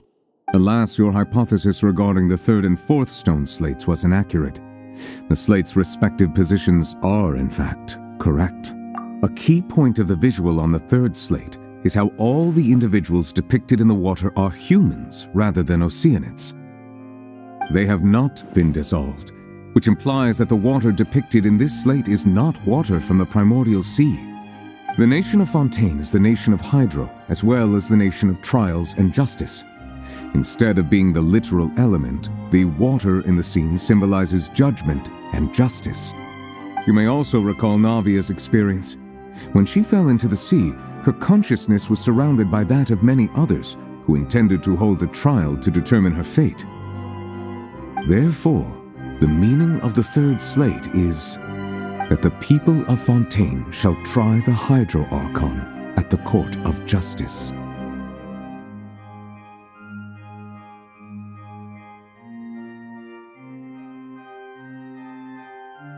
Yes, it refers to our present situation. I think I'm following now. So, what you're saying is, even though we decided to put on this trial to avoid fulfilling the prophecy, in truth, everything we've done has happened exactly as the prophecy foretold. So now, it seems, we're the ones making sure it comes true. What should we do? No matter what, the prophecy will be fulfilled. Is this what it feels like to be a prisoner of fate? If that's the case, does that mean the scene in the fourth slate will also be fulfilled soon? Traveler, I would like to point out another small fallacy in your deductions. About the fourth slate, you probably thought that the eruption of primordial seawater beneath the fortress of Meripede served as the surest sign that the prophecy was about to come to pass, yes? However, I believe that rather than being a sure sign, that eruption could in fact only be a small warning of something far worse to come. As for the root cause of the catastrophe, I believe you've already encountered it once before.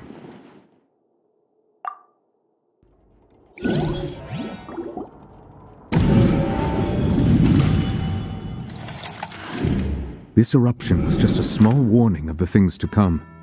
We must find the root cause of the disaster.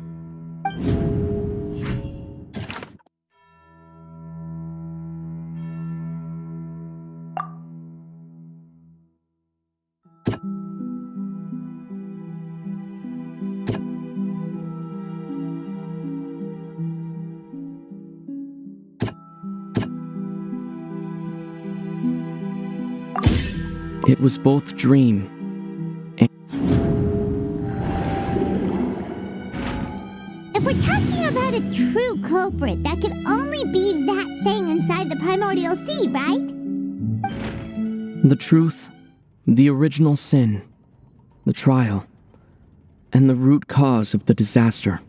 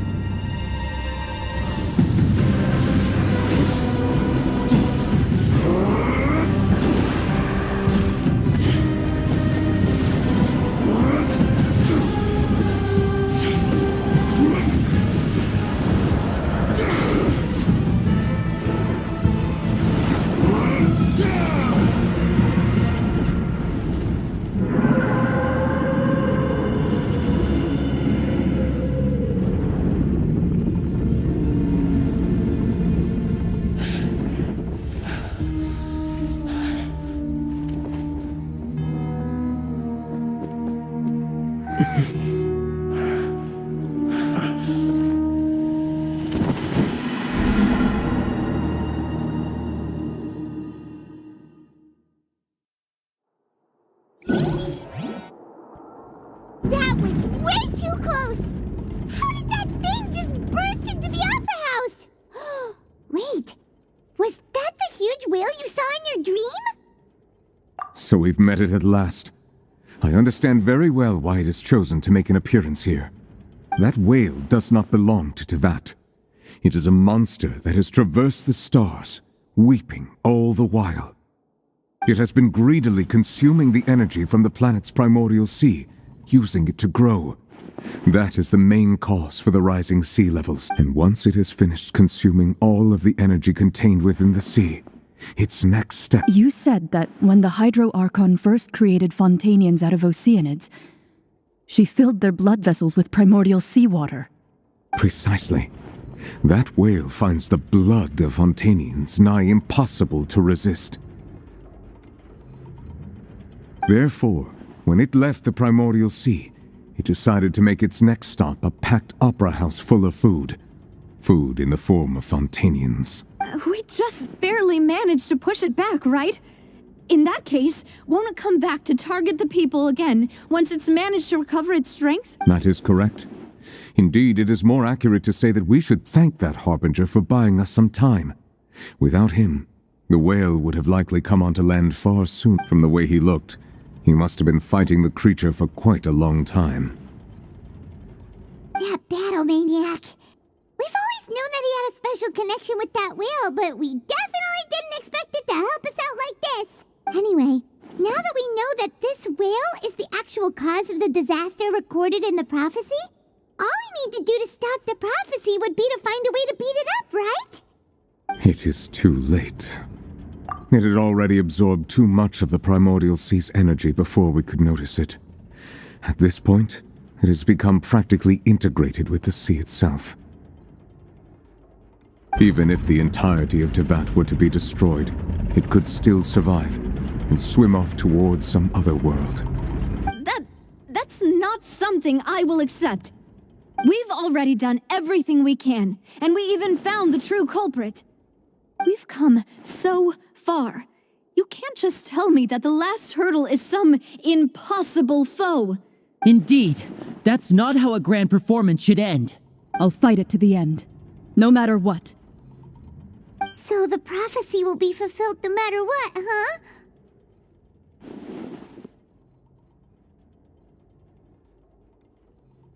The prophecy. Yes, what has been prophesied will be fulfilled. You may view such things as the history of the future.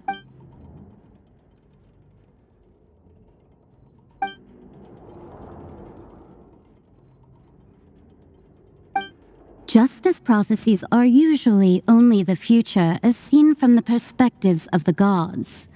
Could things be happening in hidden corners where the gods' gaze does not fall?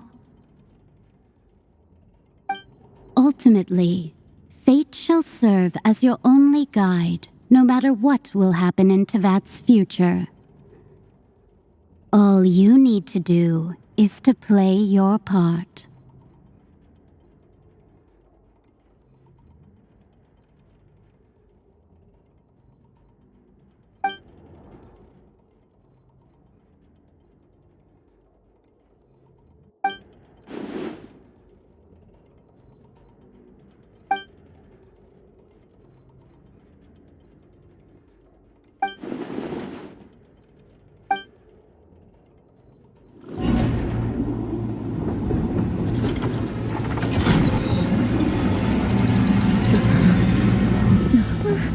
What's happening with the oratories? I believe it is preparing to carry out the death sentence.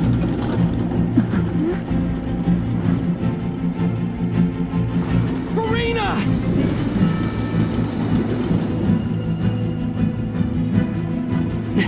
No, I still need answers.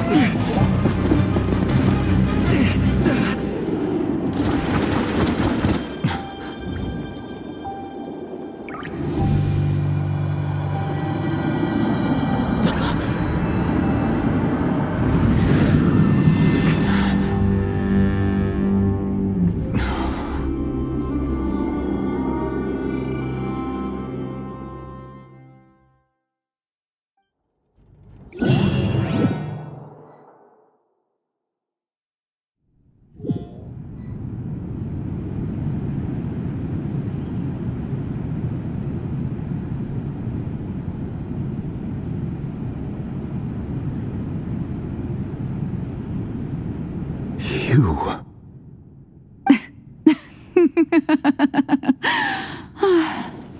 Sorry. That shocked expression on your face is just too amusing. I couldn't help myself. You are not Farina. Who are you? The sweet sound of bewilderment. Marvelous. A sure sign that my attempt to deceive everyone was a resounding success. But to answer your question, I am Focalor. You know, the god. Focalor? Why did you deceive us? Oh, that wasn't my goal, of course. Goodness, no. But I had to fool everyone else too, if I was to the heavenly principles. Deceiving the heavenly principles? It's all because of that pernicious prophecy. Dreadful, wasn't it? Everyone doomed to dissolve.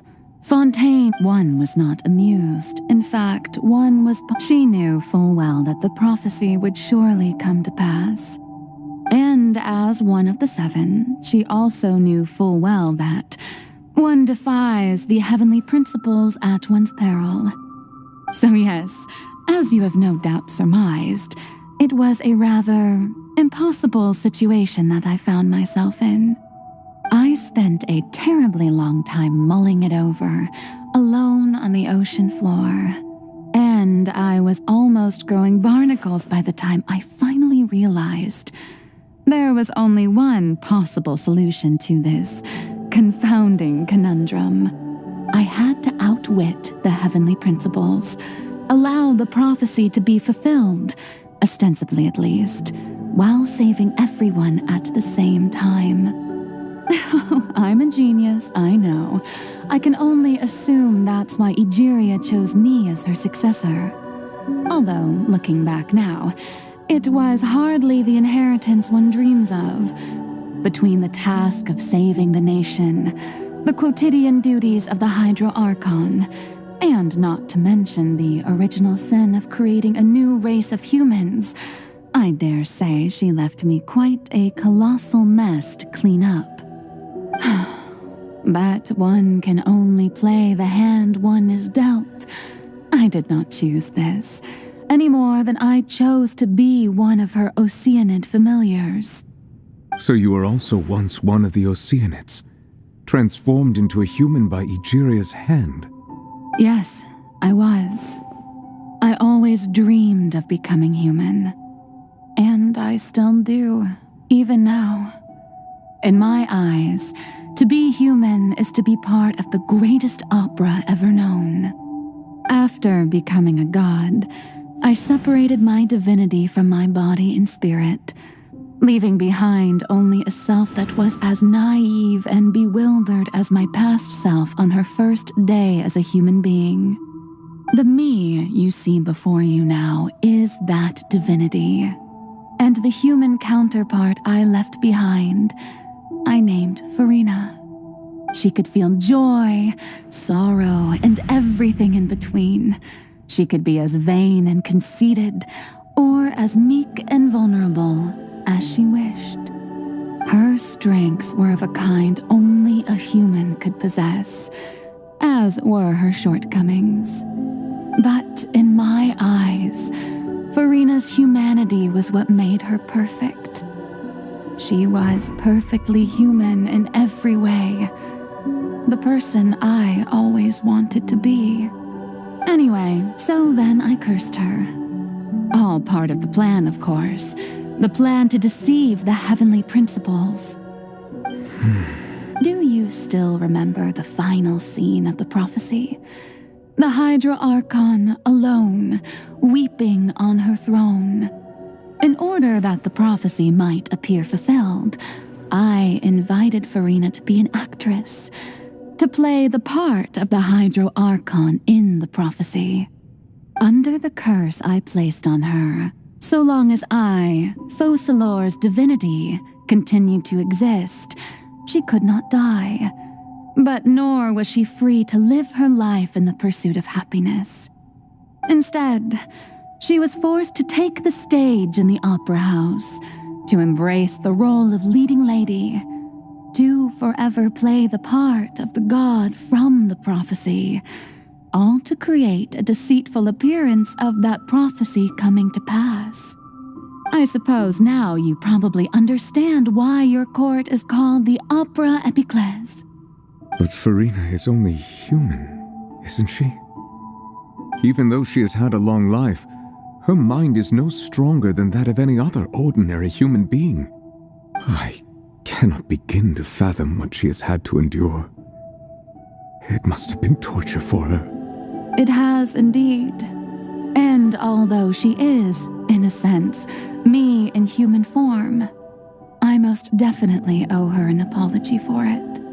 It's been 500 years, and all along, she's been playing her part in the most unimaginably long, unbearably lonely, and agonizingly painful opera of all time.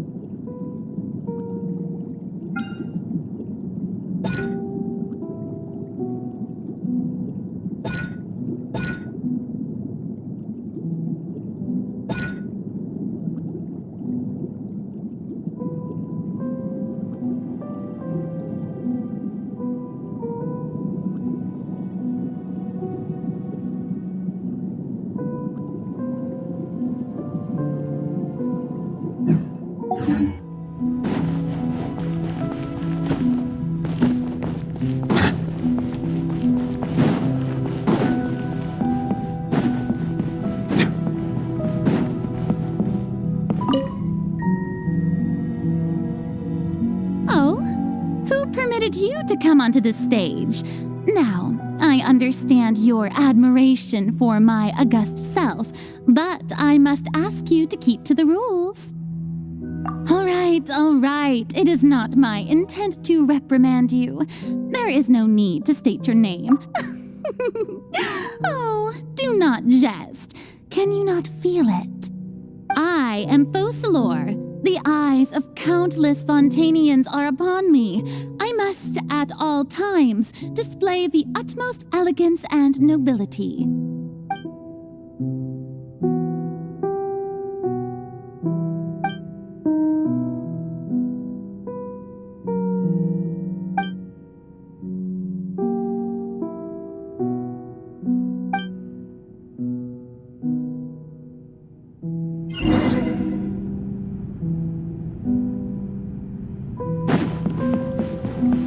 Dear audience, the performance is experiencing a technical difficulty, but worry not.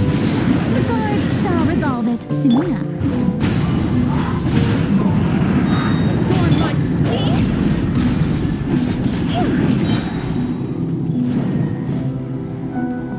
Hey, what gives? The audience is still watching me, you know. Guards? Wait, where are the guards? Guards!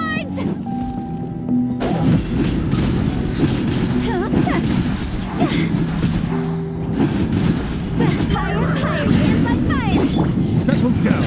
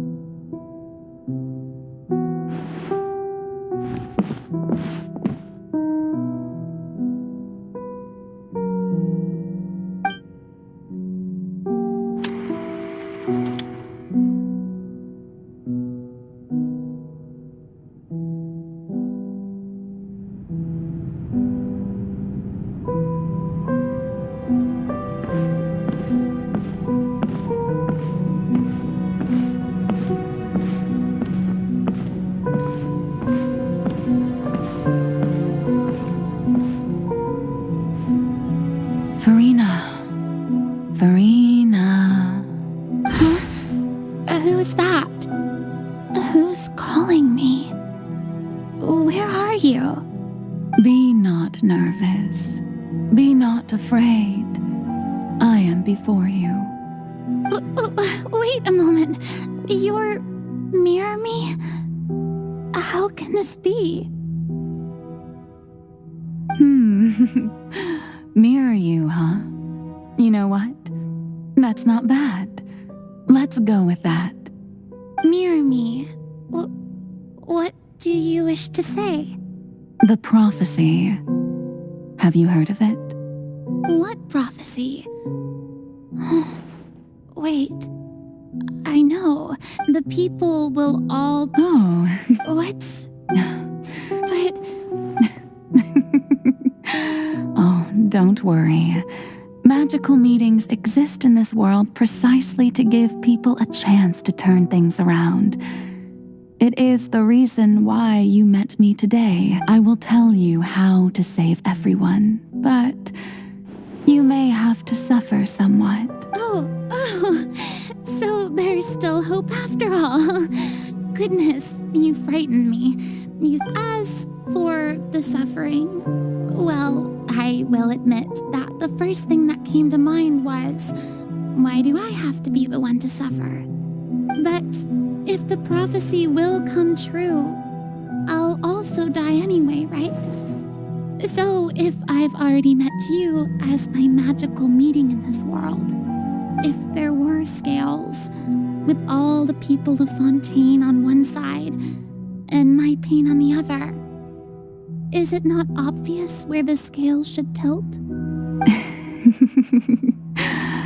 You truly are the perfect human, my ideal.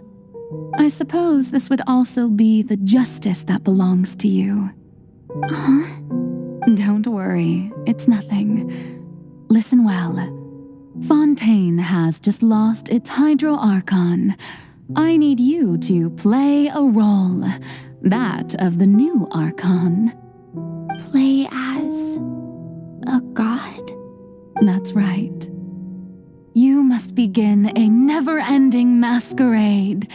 You must never let anyone suspect your identity. If you can keep it up, then I shall have my way of defying this prophecy. But should your identity be revealed, then all hope will be lost. But how will I do this? A human assuming the role of a god without being exposed. Don't worry. What you must do is not to turn yourself into a real god. You simply need to play the role of a god as humans imagine them to be. Being a human yourself, I'm sure you already know what such an entity would be like. Remember, your true challenge will not be pursuing divinity, but contending against humanity. I'm still not sure I understand. So, how long am I going to have to play this role? To accomplish this mission, you will have to stay on the stage for many, many years. You will endure and not grow old until your task ends. But I promise you, all will eventually end in a magnificent and dramatic trial, and everyone will be saved. A trial? Huh. How exciting. I'll be looking forward to it.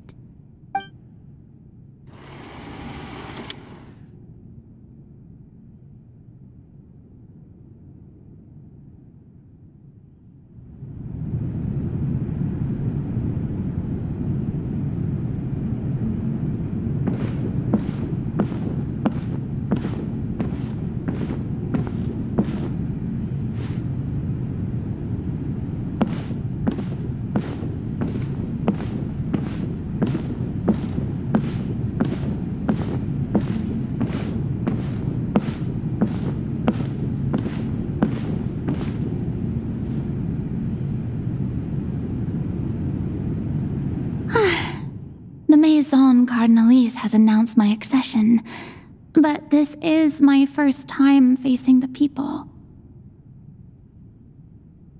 What should I say to most appear like a god? To be honest, I still don't know. Perhaps I should first try to act natural.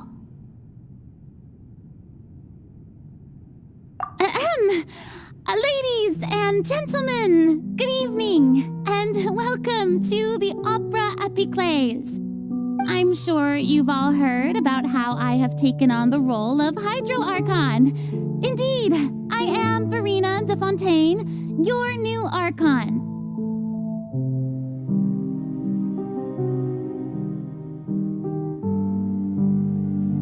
In truth, I know little about becoming a nation's new god, but it will be my honor to guide you all. As the god Focalor, the god of justice, I shall do all within my power to lead you into an age of fairness and justice.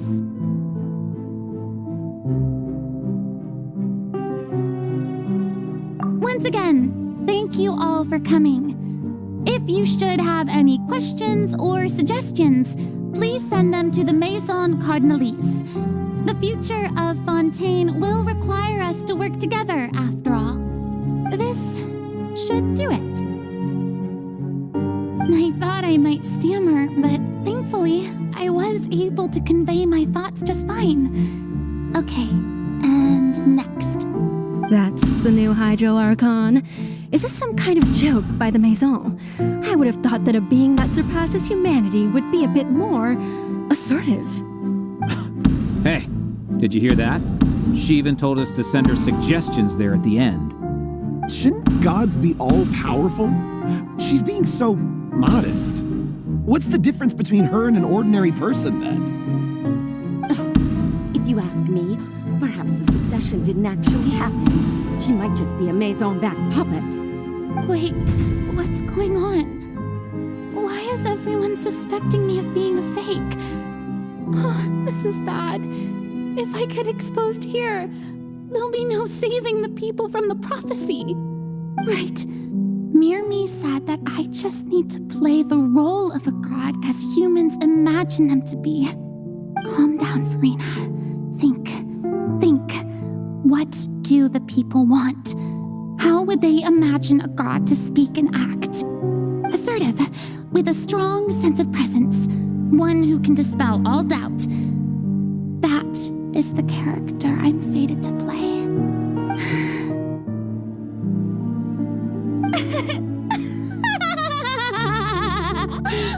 Oh, very good, my people. Only ones such as you are deserving of my rule. Now, I was wondering if some weak puppet were to one day come onto the stage and claim ownership of this opera house, would the children of Fontaine follow them?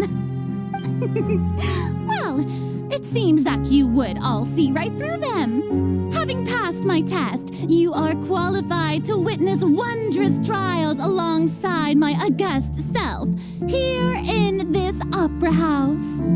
You may consider my previous act a door gift of sorts.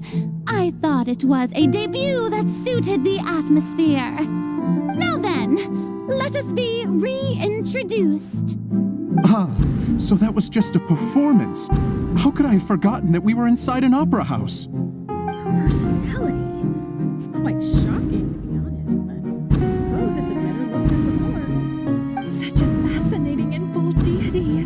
How wonderful! Our future may yet be bright after all. It seems I've turned them around. Best follow this flow and restart my accession speech.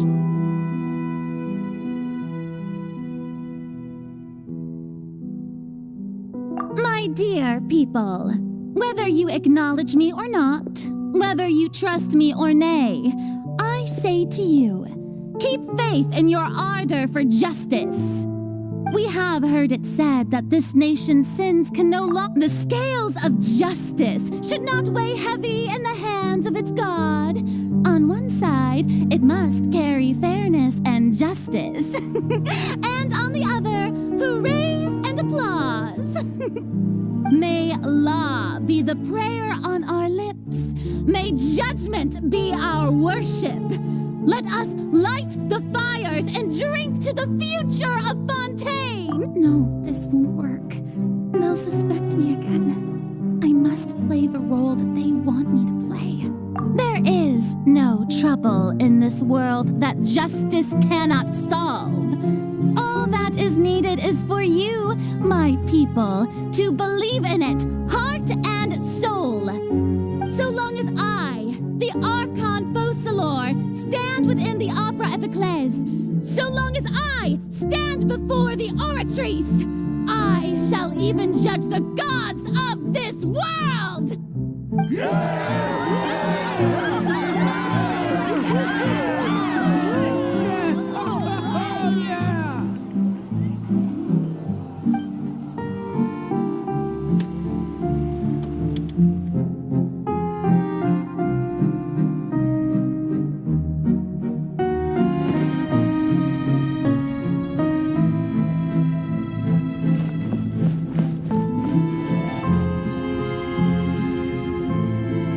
Lady Farina, here are today's case reports, as well as a summary of the follow-up for your perusal. Come now, was I not just at the Opera House in person? Leave these kinds of things to Neuvillette. Besides... If I may be so impertinent... A magnificent, dramatic, and wondrous trial.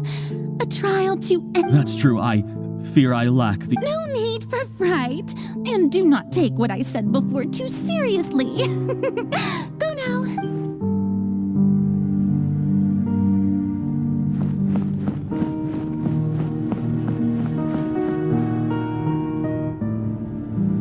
Lady Farina. I don't know what to... No need. Oh, I'm afraid that's just... All right. He's...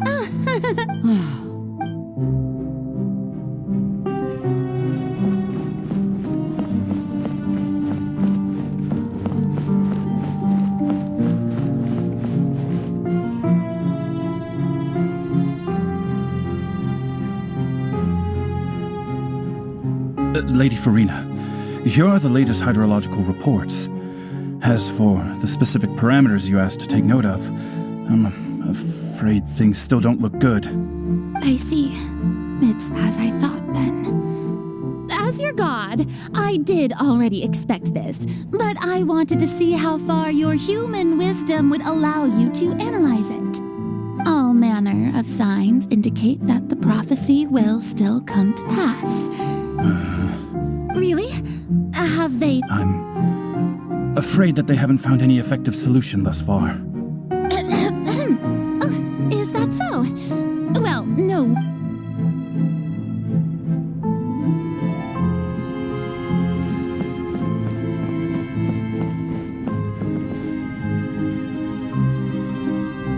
The day is finally over. I haven't had a moment to breathe this whole time. But it's good to see that everything's getting on track.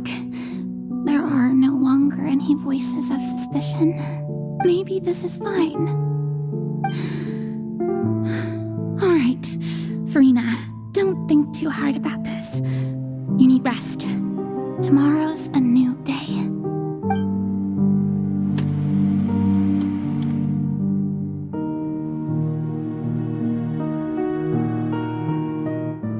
Lady Farina, here are the new trial reports for the latest cases, as well as a summary. There'll be no need for that. I've seen them already. There's no need to go back over scenes I've witnessed in person before. Lady Farina, I've waited so long for this chance to see you in this manner. Indeed, my dear, loyal citizen. This joyous moment is an honor for us both.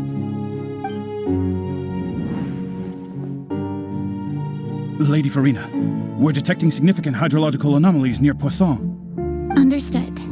Keep monitoring. Keep me informed should anything come up at the Institute.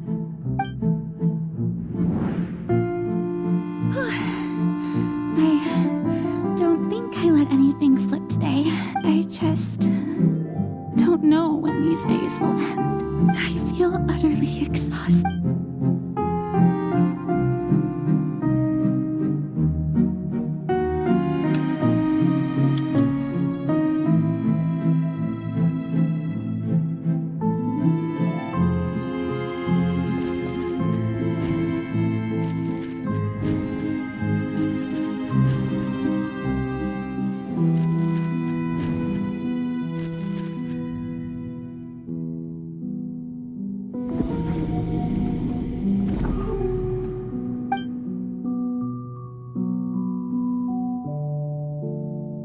Lady Farina, it's like a dream being able to speak with you up close like this. I've heard that the first member of our family who was honored to receive an audience with you was Madame Deoteria, almost 20 generations ago.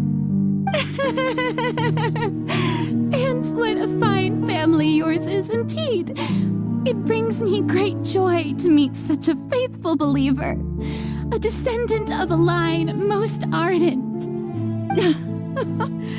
Surely you exaggerate, Lady Farina. My lady? What is it, good citizen? Are you crying?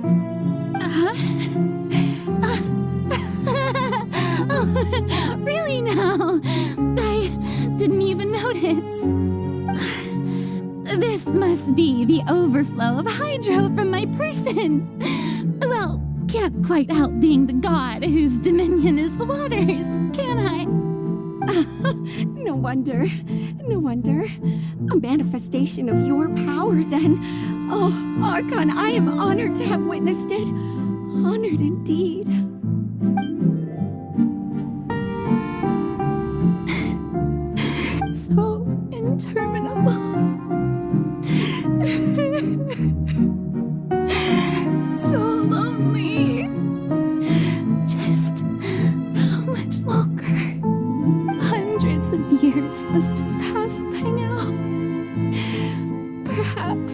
This show must go on for hundreds more. I never imagined that it would hurt so much. Have I reached my limit? No. Perhaps I reached it long ago. Today I didn't even notice my own tears. I want to tell someone, anyone, about this. But would that not destroy all I've done so far?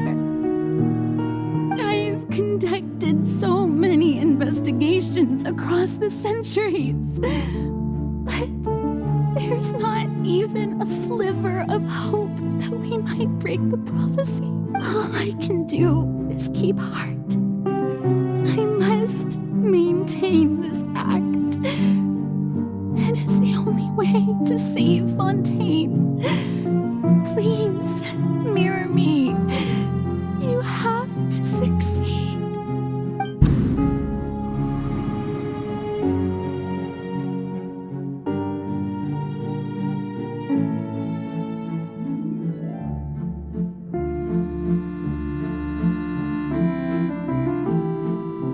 Farina, you don't have to shoulder this burden alone. Although I don't know what you might be keeping from everyone, your people are more than willing to share your burden with you.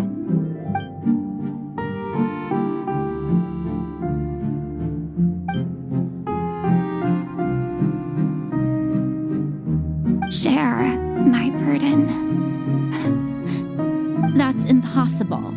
It was fated right from the start that this would be my duty alone. But even if your burden doesn't need to be shared, you can still choose to confide in someone. Just share it with me. I'm what you'd call a witness. A witness? Yes, I've heard that you came to Tevat from beyond the stars, yes. And if He's right. I could, but if... No, Farina. But what if, Farina, is it sudden if you think about it long and hard?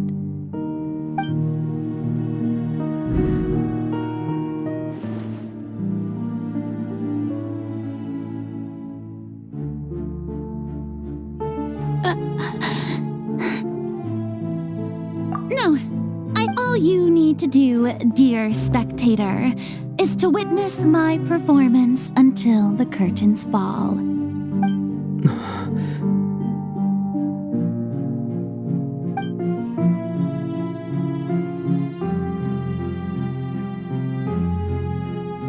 Fine.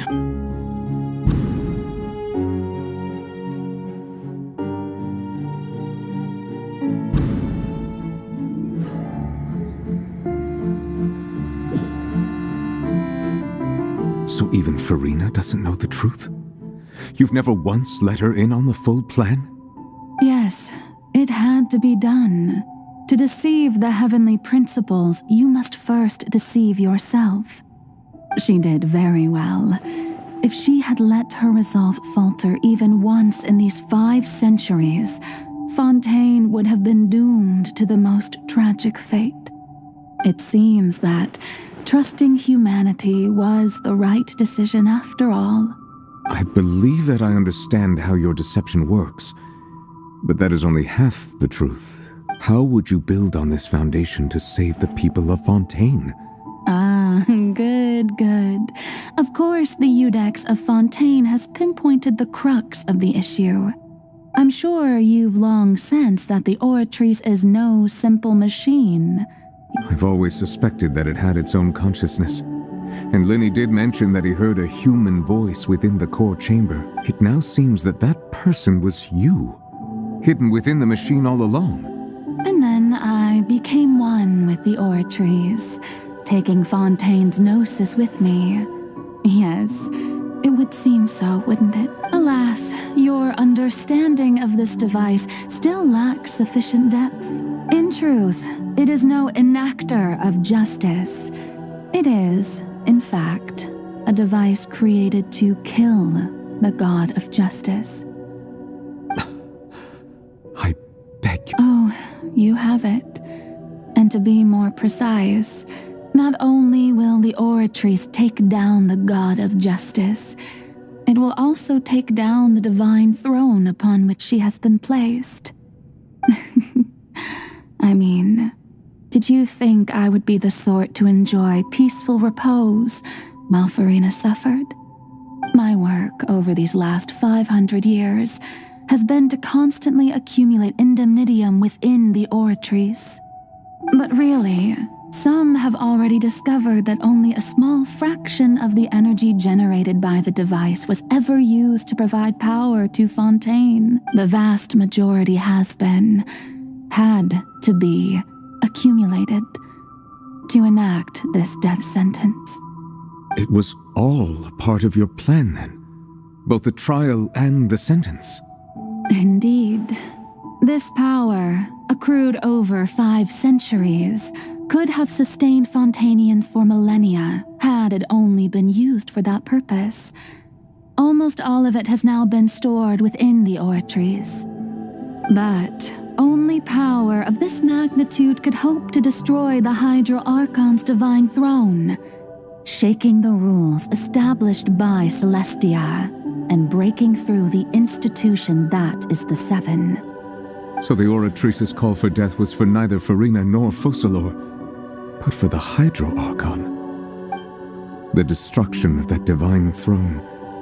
If I do not misunderstand your intent, you must be... returning what's rightfully yours to you, of course. In other words, this was all done to return the authority of the Hydro Archon to the Hydro Dragon of this planet. But...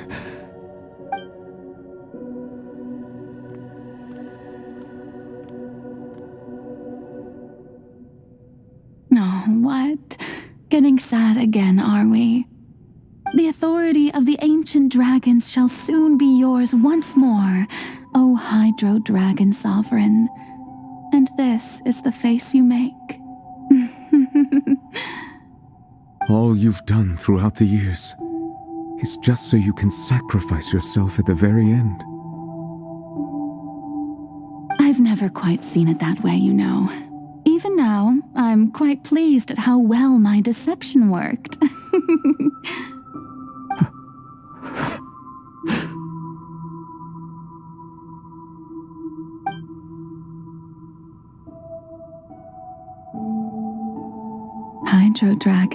Hydro Dragon, don't cry.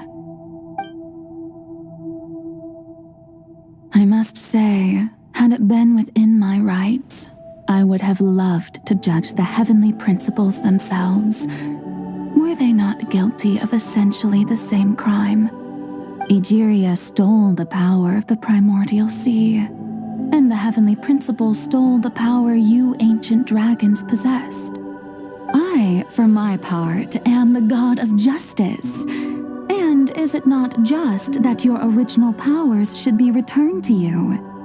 Speaking of justice, I have always believed that justice lies in the process of pursuing human existence itself. So, if the theft of the primordial sea's might was Fontaine's original sin, then, leaving matters of procedural right and wrong aside, the descent of the Fontainians as humans and their right to exist in this world would be Fontaine's original justice. In other words, existence was Egeria's justice, and to me, justice is the continuation of that existence. Defying the prophecy and ensuring that Fontaine's people shall live on, that should be the justice enthroned over all others.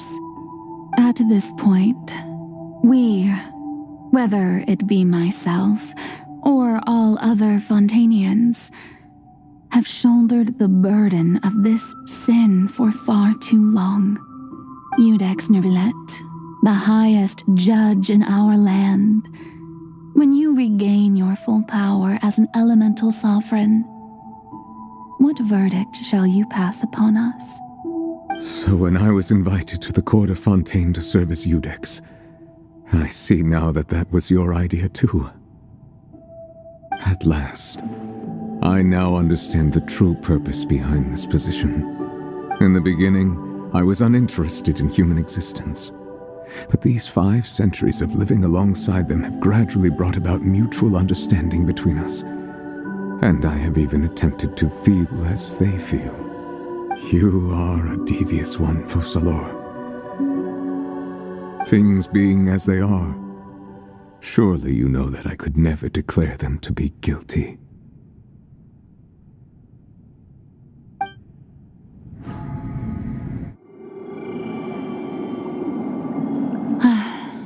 The hour of my execution is almost here.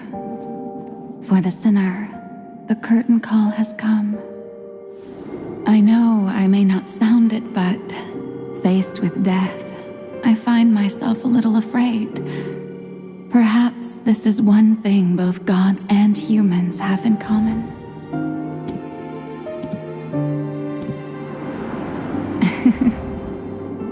Farewell, Nervalette. I hope you've enjoyed the part you played these 500 years.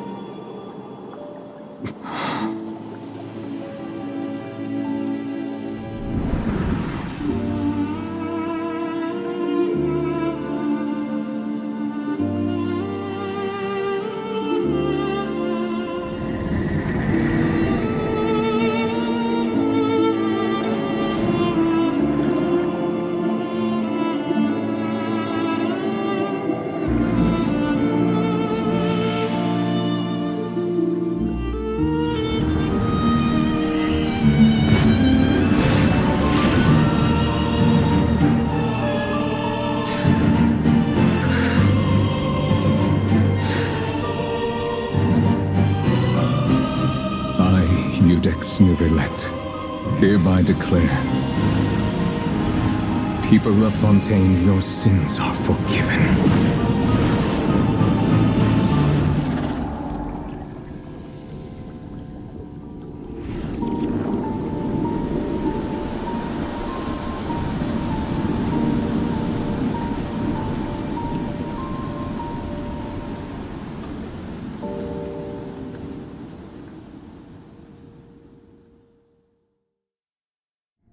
When the sunset...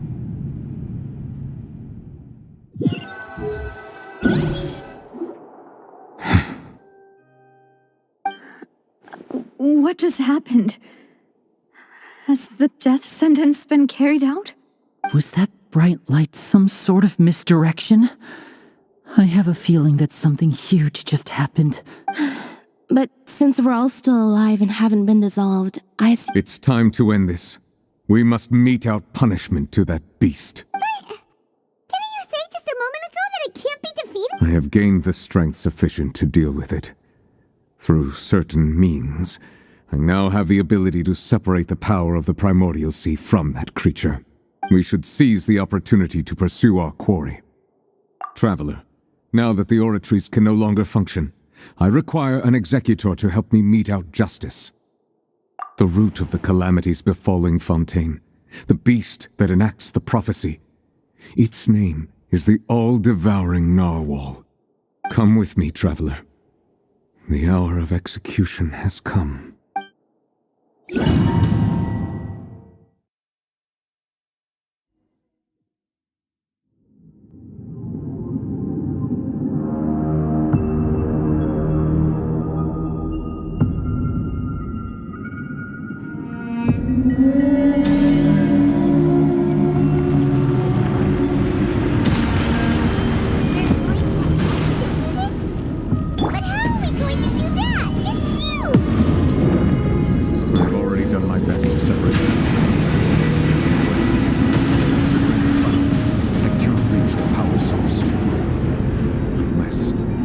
find a way to attack it from within. I shall prepare and talk to you to extract its power. Look for an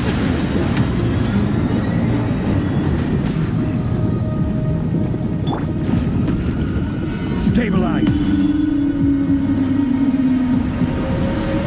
I can feel its sorrow turning into hostility.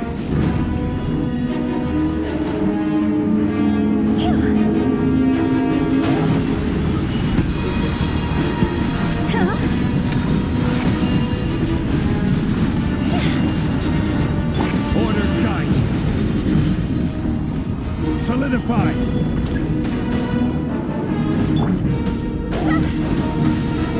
The all-devouring narwhal cannot resist its instinct to devour. Continue to trigger its hostility. Chance will present itself. Stabilize!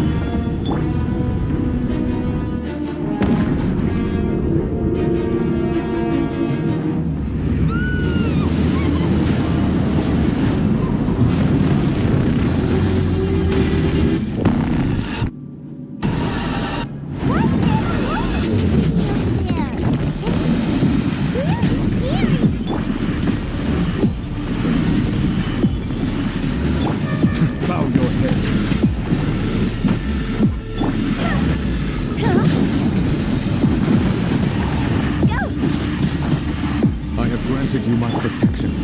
Do not fear. Seize the moment and use my power to suppress the truth from within.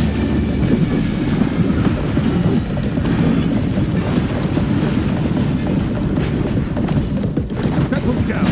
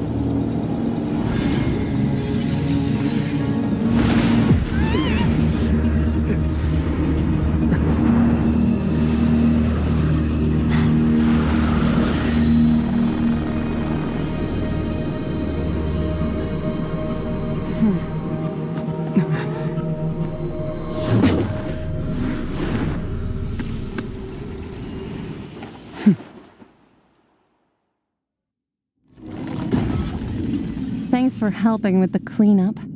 It should have been my job, but... oh well. It was just supposed to be a short private training session for me. I didn't think that my disciple and my master's pet would start brawling in the meantime. Well, actually, I had a feeling that it would happen at some point, but they bumped into one another earlier than I thought. That power. Who are you exactly? Paimon has an idea. From what she said earlier, she must be Child's master. Skirk, right? It's just that he gave us the impression that she was the less talkative person. I simply did not have anything to say to the weak. But you, on the other hand, managed to defeat the all-devouring narwhal without using power from beyond this world.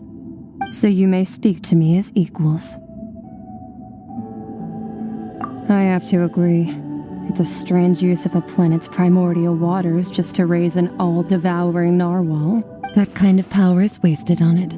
It's not cooperative. It eats too much. And I have more important things to do with my time than pet sitting. The only thing that creature has going for it is its looks. All in all, it fails as a pet. Miss Skirk? I think you might have missed the point. The point being? Well, being that this pet almost destroyed an entire nation. So what sort of person is your master? Well, Child's master's master. Wait, is that right? Oh, right. So you don't know him. Sorry, I assumed you did. His name is Sertologi. I am unfamiliar with... Huh. So Master isn't sufficiently famous. How should I describe him then? Have you heard of the name The Fowl? The Fowl? Still nothing? Well, how about the Visionary? Vetterfulnir then? Or Gold Rhindaughter? Ooh, that one we've heard! Rhindaughter's part of the Hexen Circle. She's Albedo's mom, right? Oh, so you do know that name. To be honest, I also heard all of those names and titles from my master. I don't actually know them either. But I suppose you understand now, yes? My master is likely a similar sort to Rhindaughter. They are both pursuing some form of perfection. Wait, didn't you also mention a visionary person? Hyman didn't quite catch their name. Actually, never mind that. I believe it expedient to inform you that the all-devouring narwhal used up nearly all its strength fighting you. Such roiling hydro energies will prove difficult for the planet's deep seas to digest. As such, the Fontaine back on the surface has most likely been thrown into chaos. In other words, the prophecy that you've been fretting over should now be in full swing. What?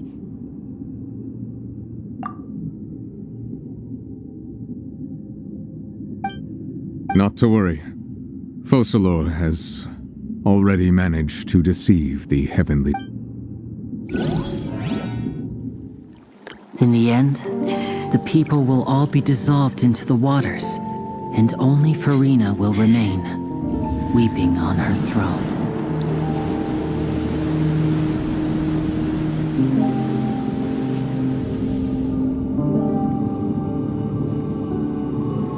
Only then will the sins of the people of Fontaine be washed away.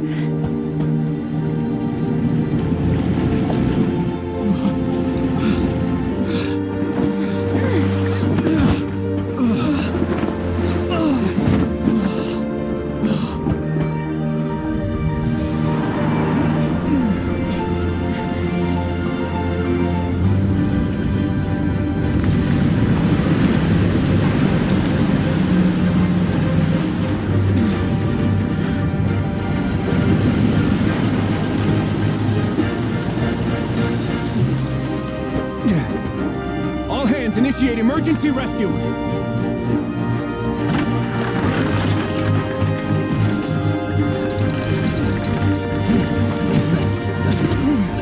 Hurry!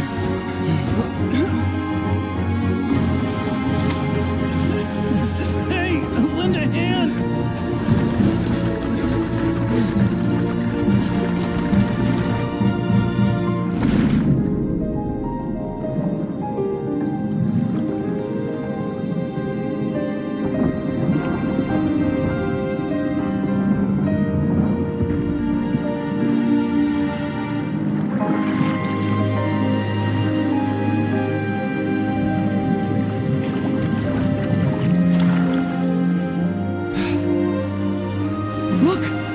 Receding!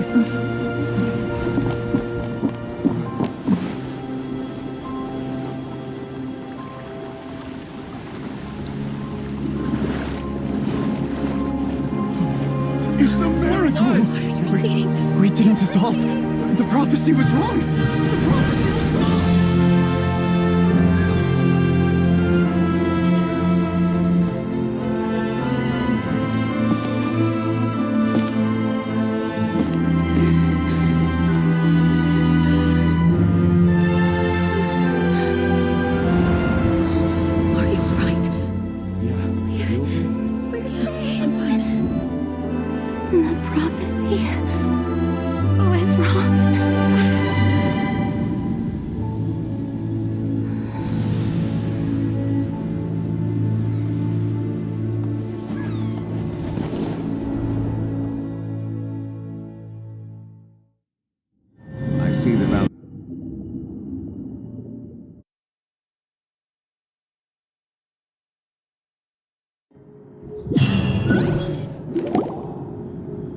The soil renewed.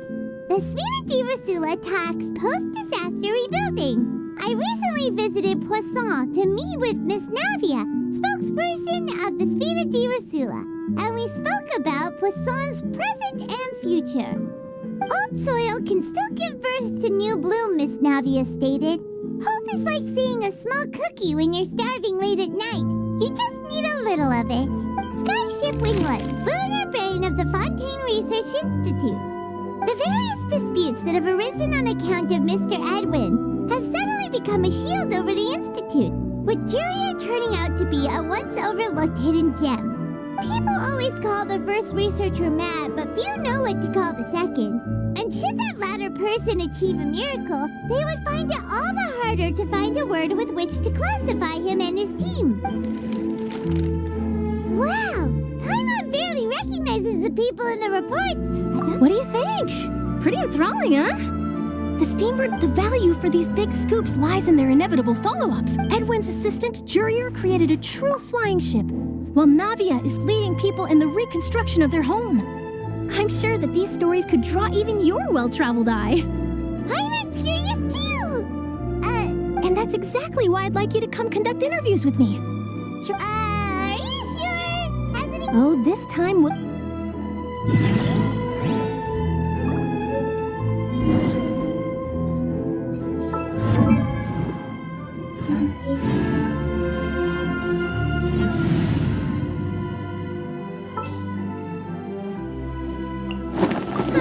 I knew you'd miss...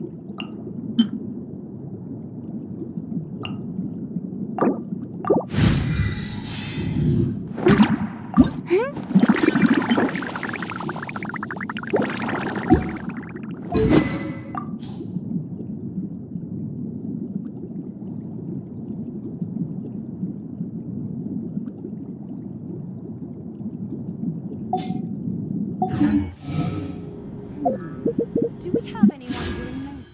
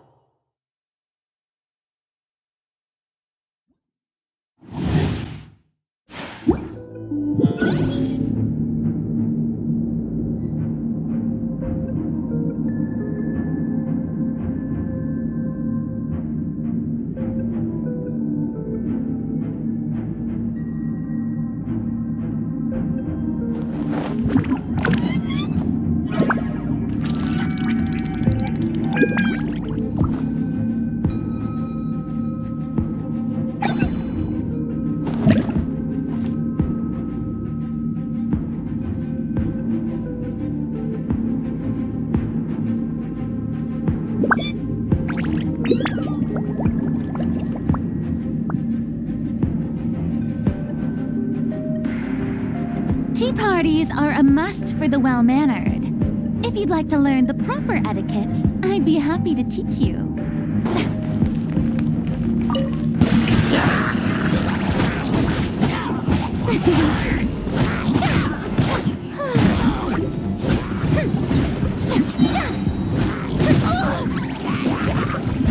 Let my name echo in song!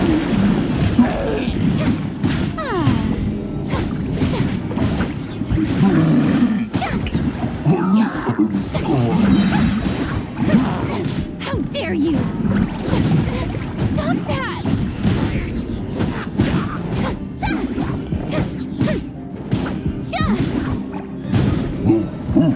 Time to shine!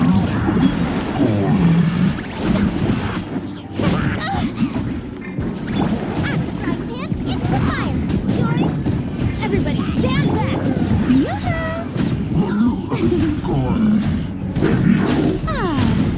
Let the world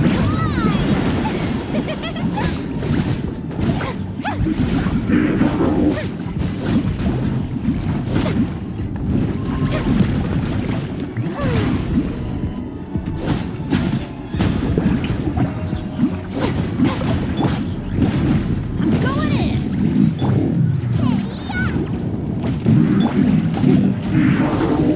Let my name echo in song!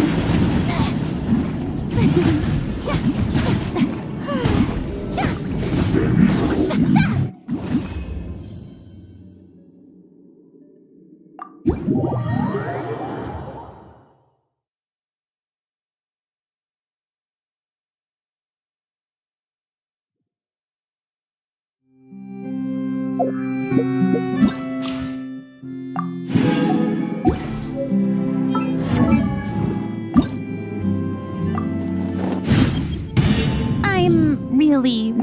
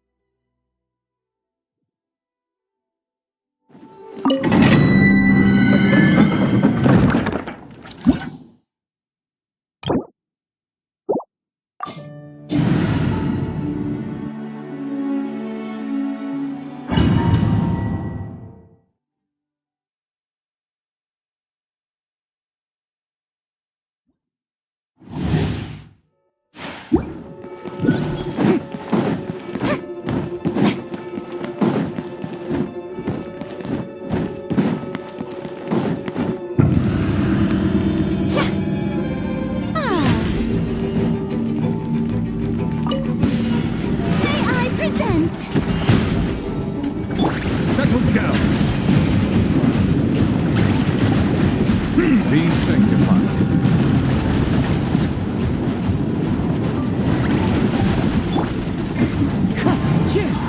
Jump clouds high. The birds come. Cross over.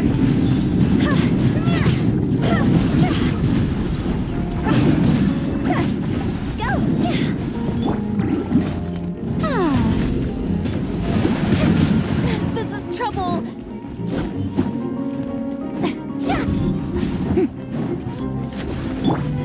Silence! An oversight on my part. One with nature.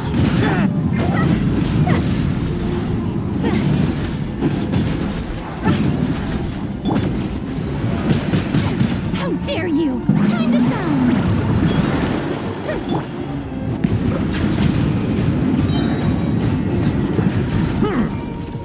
Let the mighty be humble.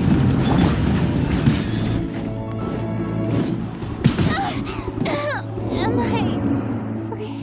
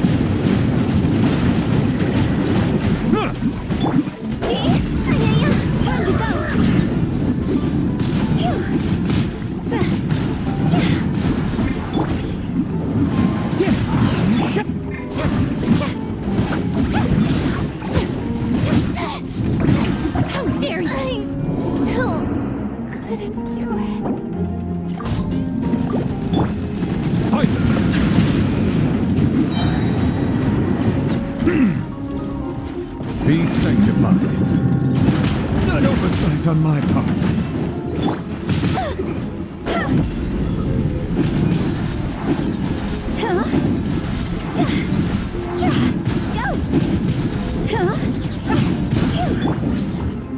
The wind knows me. Fallen leaves. Adorn my...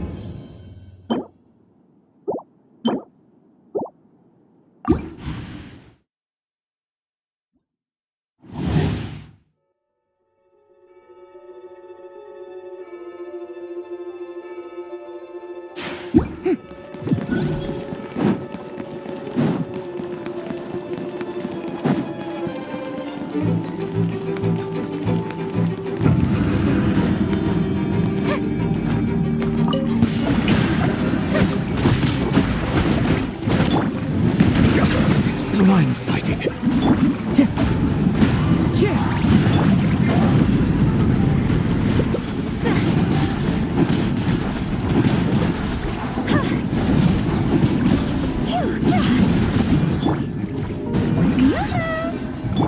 Bow your head.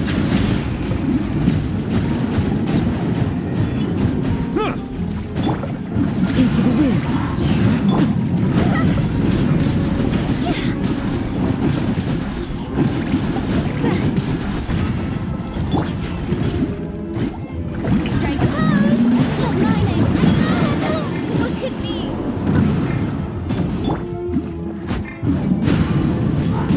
Clouds high.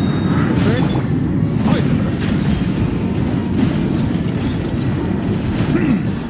The tide.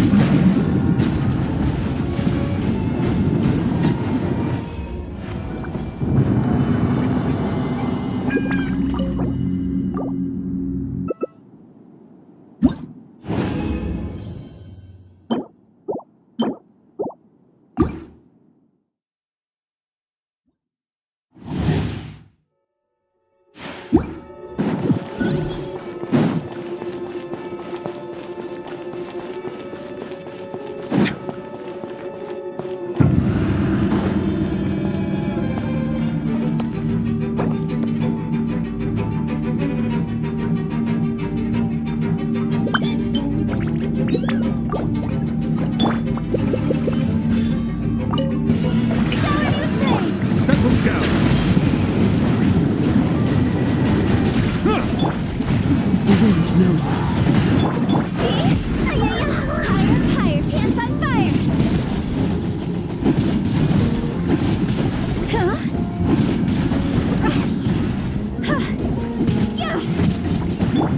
Silence!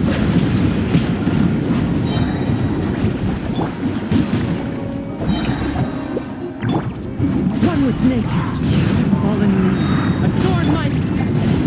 Let the mighty be humble.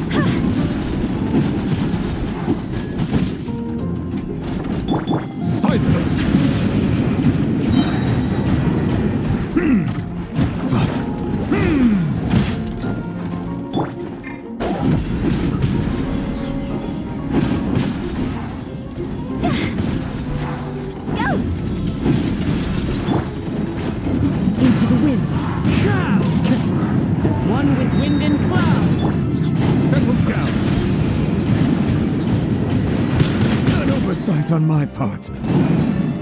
The tides beckon.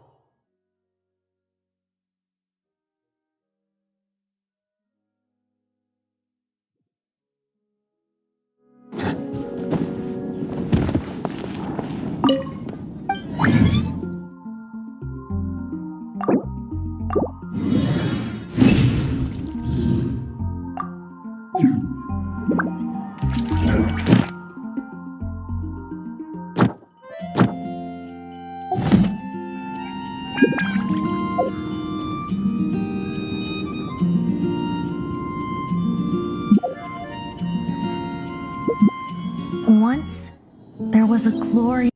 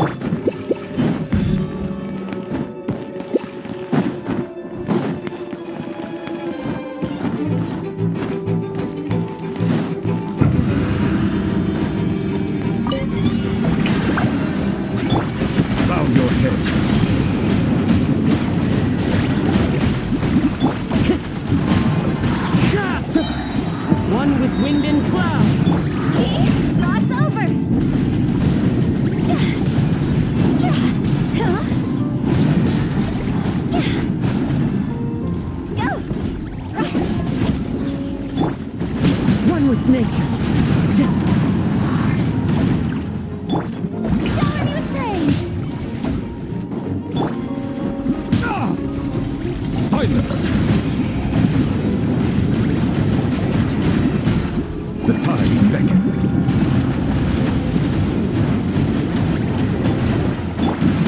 So many regrets.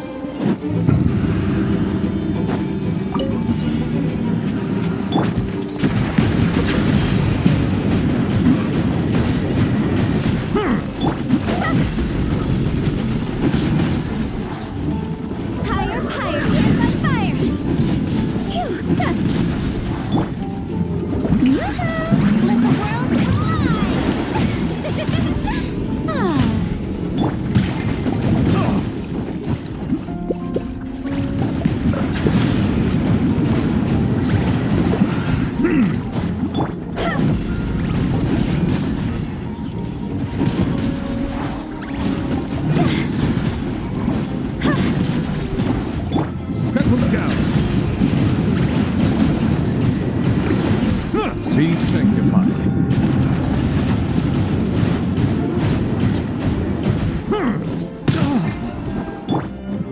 Shower you praise!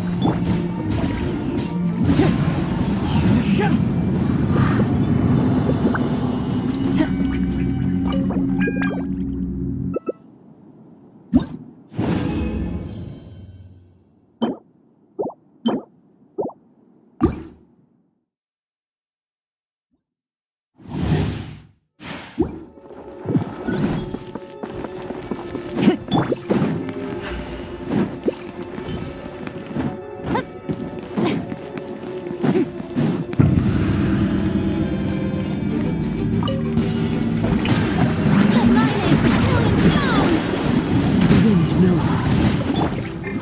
Time to go!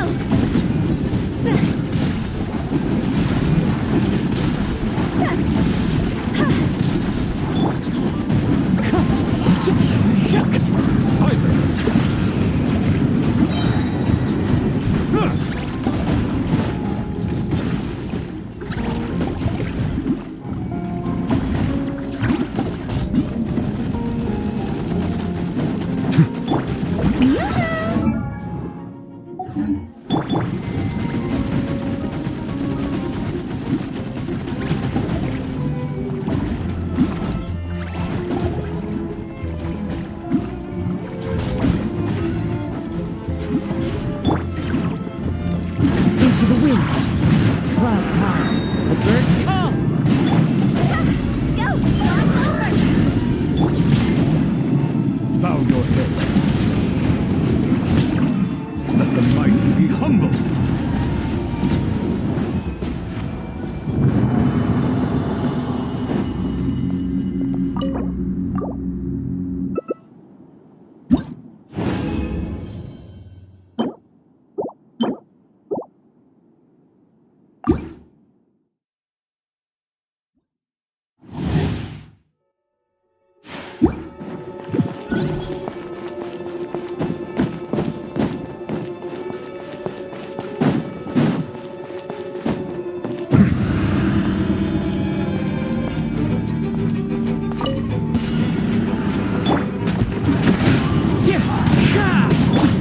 Shower me with praise! Let the world collide!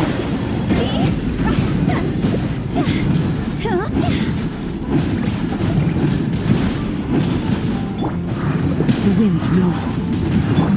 Settle down.